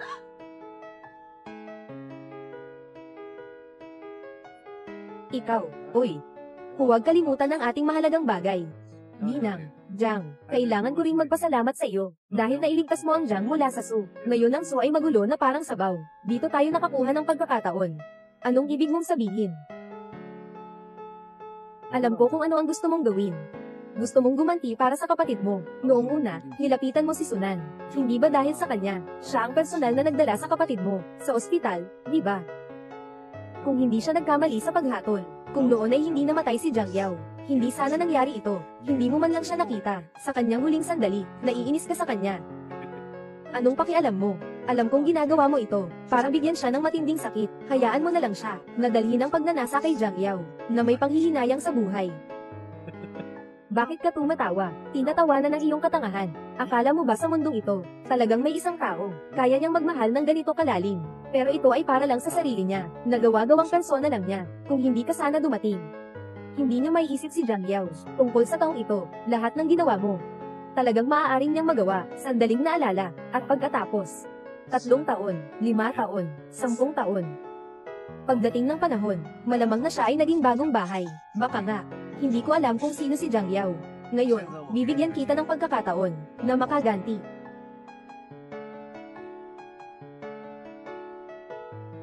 Bihira akong makakita ng taong gumagamit ng ibang tao para pumatay, na sinasabi ng ganito katapat. Hindi ko alam kung ano talagang gusto mong gawin. Ano ba talaga ang balak mong gawin? Pero kung gusto mong sumubok sa akin, nagkamali ka ng tao. Si Sunan ay sobrang alerto. At isang tipikal na makasariling tao. Matagal ka nang sumusunod sa kanya. Siguro mas alam mo pa kaysa sa akin, di ba? Hindi ka na katulad ng dati. Sa ngayon, hindi ka na. Para sa kanya, hindi ito pareho. Kung hindi, paano mo nakuha ang opisyal na selyo? Sa tabi ni Sunan sa loob ng maraming taon, palagi siyang maayos ang emosyon. Hanggang sa iyong pagdating, doon lang siya mawawalan ng kontrol. Ginoong Lee. Hindi mo pa ba naiintindihan? Ang dahilan kung bakit ako, madaling nakakuha ng opisyal na selyo, ay dahil, talaga namang gusto niyang kunin ang Jiang, mula sa Son na nahahi. Ganito ang Su pamilya ay umaasa sa Jiang pamilya, na nagsimula ng chismis, ay mawawasak ng walang laban. Nakatulong siya sa kanyang ex-asawa na pamahalaan ang kumpanya, at nakakuha ng magandang reputasyon. Hindi ka maniniwala, buksan mo ang cellphone mo ngayon. Tingnan mo ang mga stock ng Su. Tumaas na ba talaga?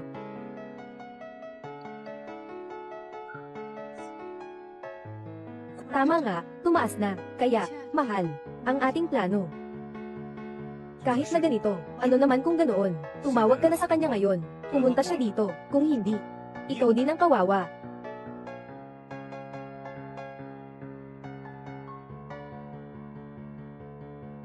Huwag mong sagutin ang tawag.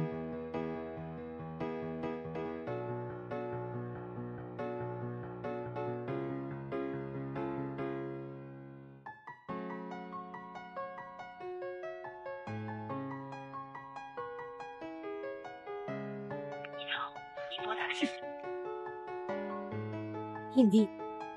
Imposible. Baka talagang totoo ang sinabi niya. Walang puwang si Sunan sa puso niya. Sabi ko na, walang puwang si Sunan sa puso ko.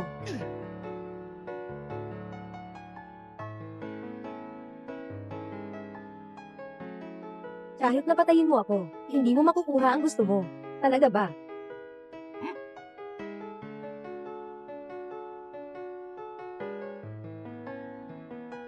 Tumingin sa oras, bawat 10 minuto, maghiwa ka sa kanya. Walang dapat alalahanin sa buhay niya. Nakakabilib na naisip mo pa ito. Ganitong paraan ng pagdurusa, talagang mas malupit kaysa sa ginawa ko noon. Mas mabuting maghintay ka, na makalapit si Sunan. Xiangs. Huwag ka ring umasa na mabubuhay ka.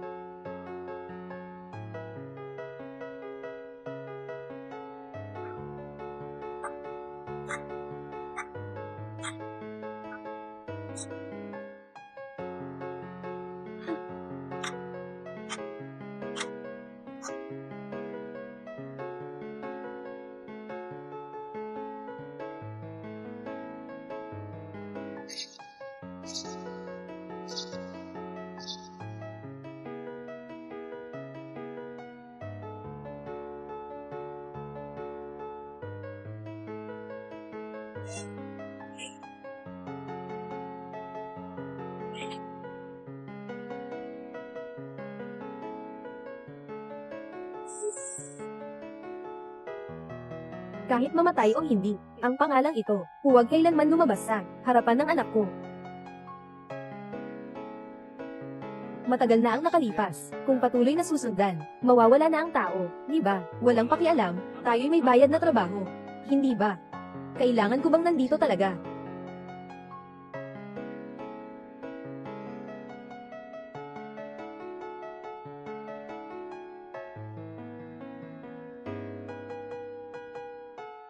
Dumating na si Sunan.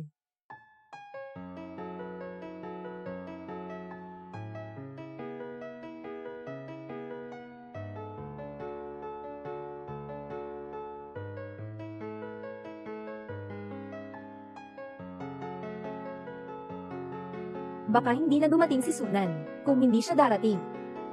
Mabibigo ang plano natin. Maghintay pa tayo ng kaunti, mahalaga ang posisyon ni Jiang Yao kay Sunan. Mahalaga siya sa puso ni Sunan.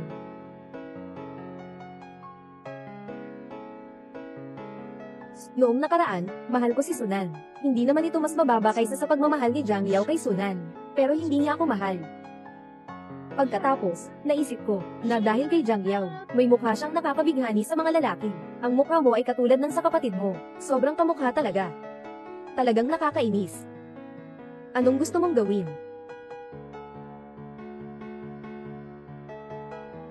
Gusto kong sirain ito. Chelsea. Bigyan mo ako ng mabilis na kamalayan. Bigyan kita ng mabilis na kamalayan. Anong mga pangarap ang iniisip mo? Dinala mo ako sa mental hospital. Gusto mong dahan-daang pahirapan ako hanggang sa mamatay. Siyempre, babalik ko sa iyo ang parehong paraan. Babayaran kita. Napaka-masama. Kung masama ang usapan, tayo'y pareho lang. Sabi mo, darating na si Sunan mamaya, makikita ang mukha mong nasira na. Anong magiging reaksyon niya? Ginagamit ninyo akong dalawa para dalhin si Sunan dito. Ano ba talaga ang layunin? Hindi mo dapat ito pinapansin. Dapat mong pagtuunan ng pansin. Iyong sariling mukha mo iyon.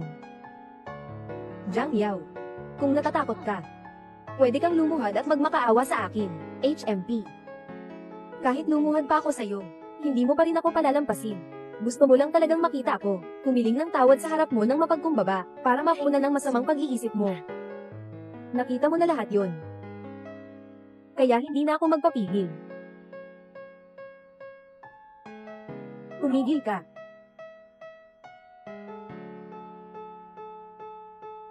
Kuya Nan, dumating ka na sa wakas. Matagal na kaming naghihintay sa'yo, Shenshi. Ano ba talaga ang gusto mong gawin? Wala naman akong ginawang masama. Naglagay lang ako ng kaunting dugo sa kanya, Shenshi. Ihulog mo na ang kutsilyo. Oo. Sabi ko, Ginoong Su, ito. Hindi ito sakop ng teritoryo mo, katuwang Nali. Kailan ka naging alila ni Shenshi? Tumigil ka na. Tumigil ka na. Kung muling gagalawin mo siya, patayin kita. Ginoong Su. May lakas ka bang tumutol? Alam mo ang magiging resulta nito. Ginoong Su. Hindi ka ba ang matalino? Ang galing mo nga. Para sa akin. Hindi. Para sa kapatid kong babae, kahit napatayin siya, hindi rin siya lalaban. Seryoso siyang nagmamahal sa ate. Sunan. Anong ginagawa mo? Bumawi ka na. Hindi. Hindi ko kayang bumawi. Mawawalan ka ng buhay. Mukhang mabigat ang iyong halaga. Kay Sunan. Sunan.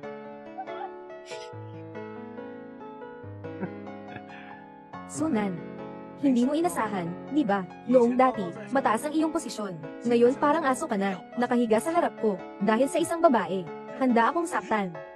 Hindi mo ba naiisip na napakawalang kwenta mo? Hindi mahalaga.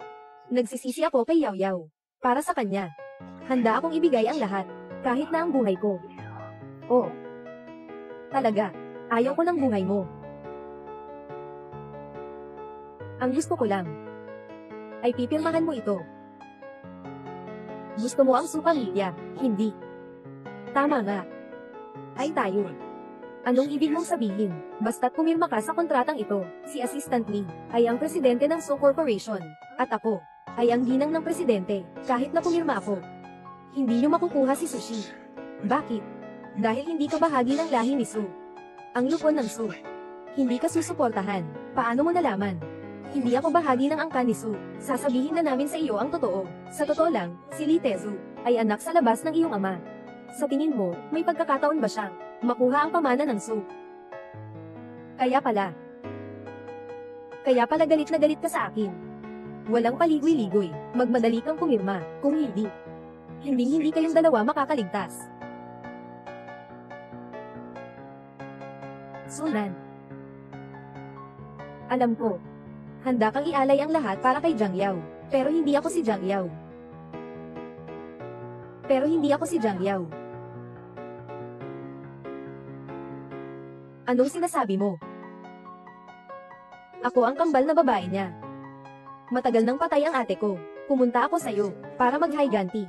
Meron pa, para mag-higanti sa pumatay sa ate ko, ang salarin, Shenshi. Imposible. Hindi posible. Hindi patay si Yao Yao. Alam kong mahirap itong tanggapin, ngunit ito ang katotohanan. Hindi mo dapat hayaan na makuha ni Shenshi ang gusto niya. Kung hindi mapapahinga ang kapatid kong babae sa ilalim ng lupa, hindi siya magkakaroon ng kapayapaan. Yao Yao. Pasensya na.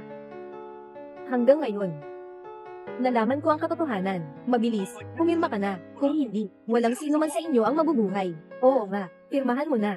Kung hindi, mamamatay siya. Pipirma ako.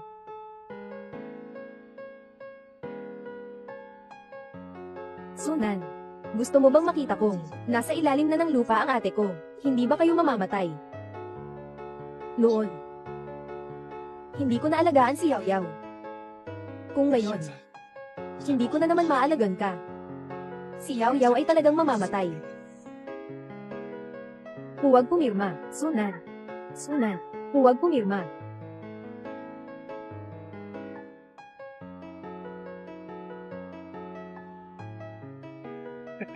Kumpanya ng Su.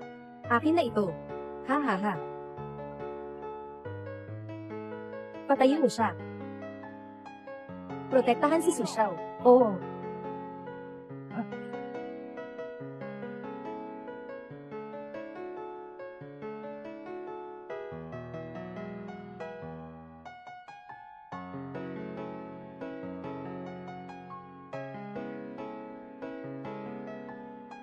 Ate. Dumating si Sunan para sa'yo. Nagkamali siya. Ngunit sa ngayon, sa tingin ko, may mga pagkakamali na hindi naman hindi mapapatawad. Nararamdaman ko. Talagang mahal ka niya. Sana sa ilalim ng lupa. Mapatawad mo siya.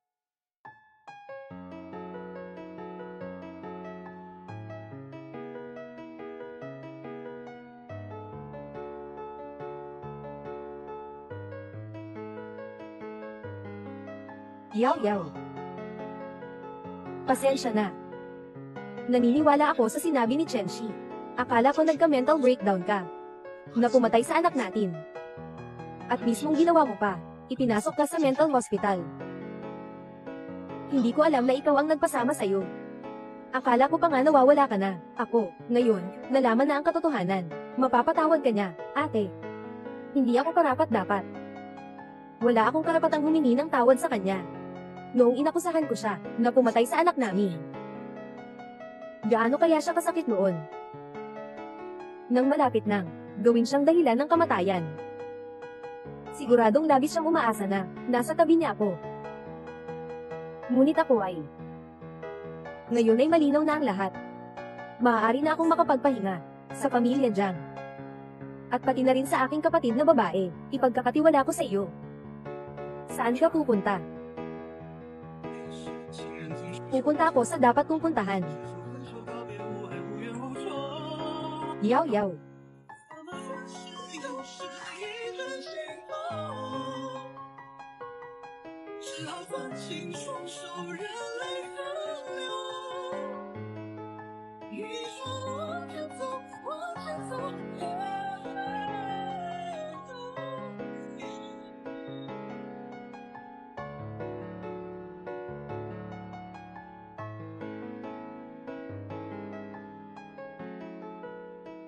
Yao Yao.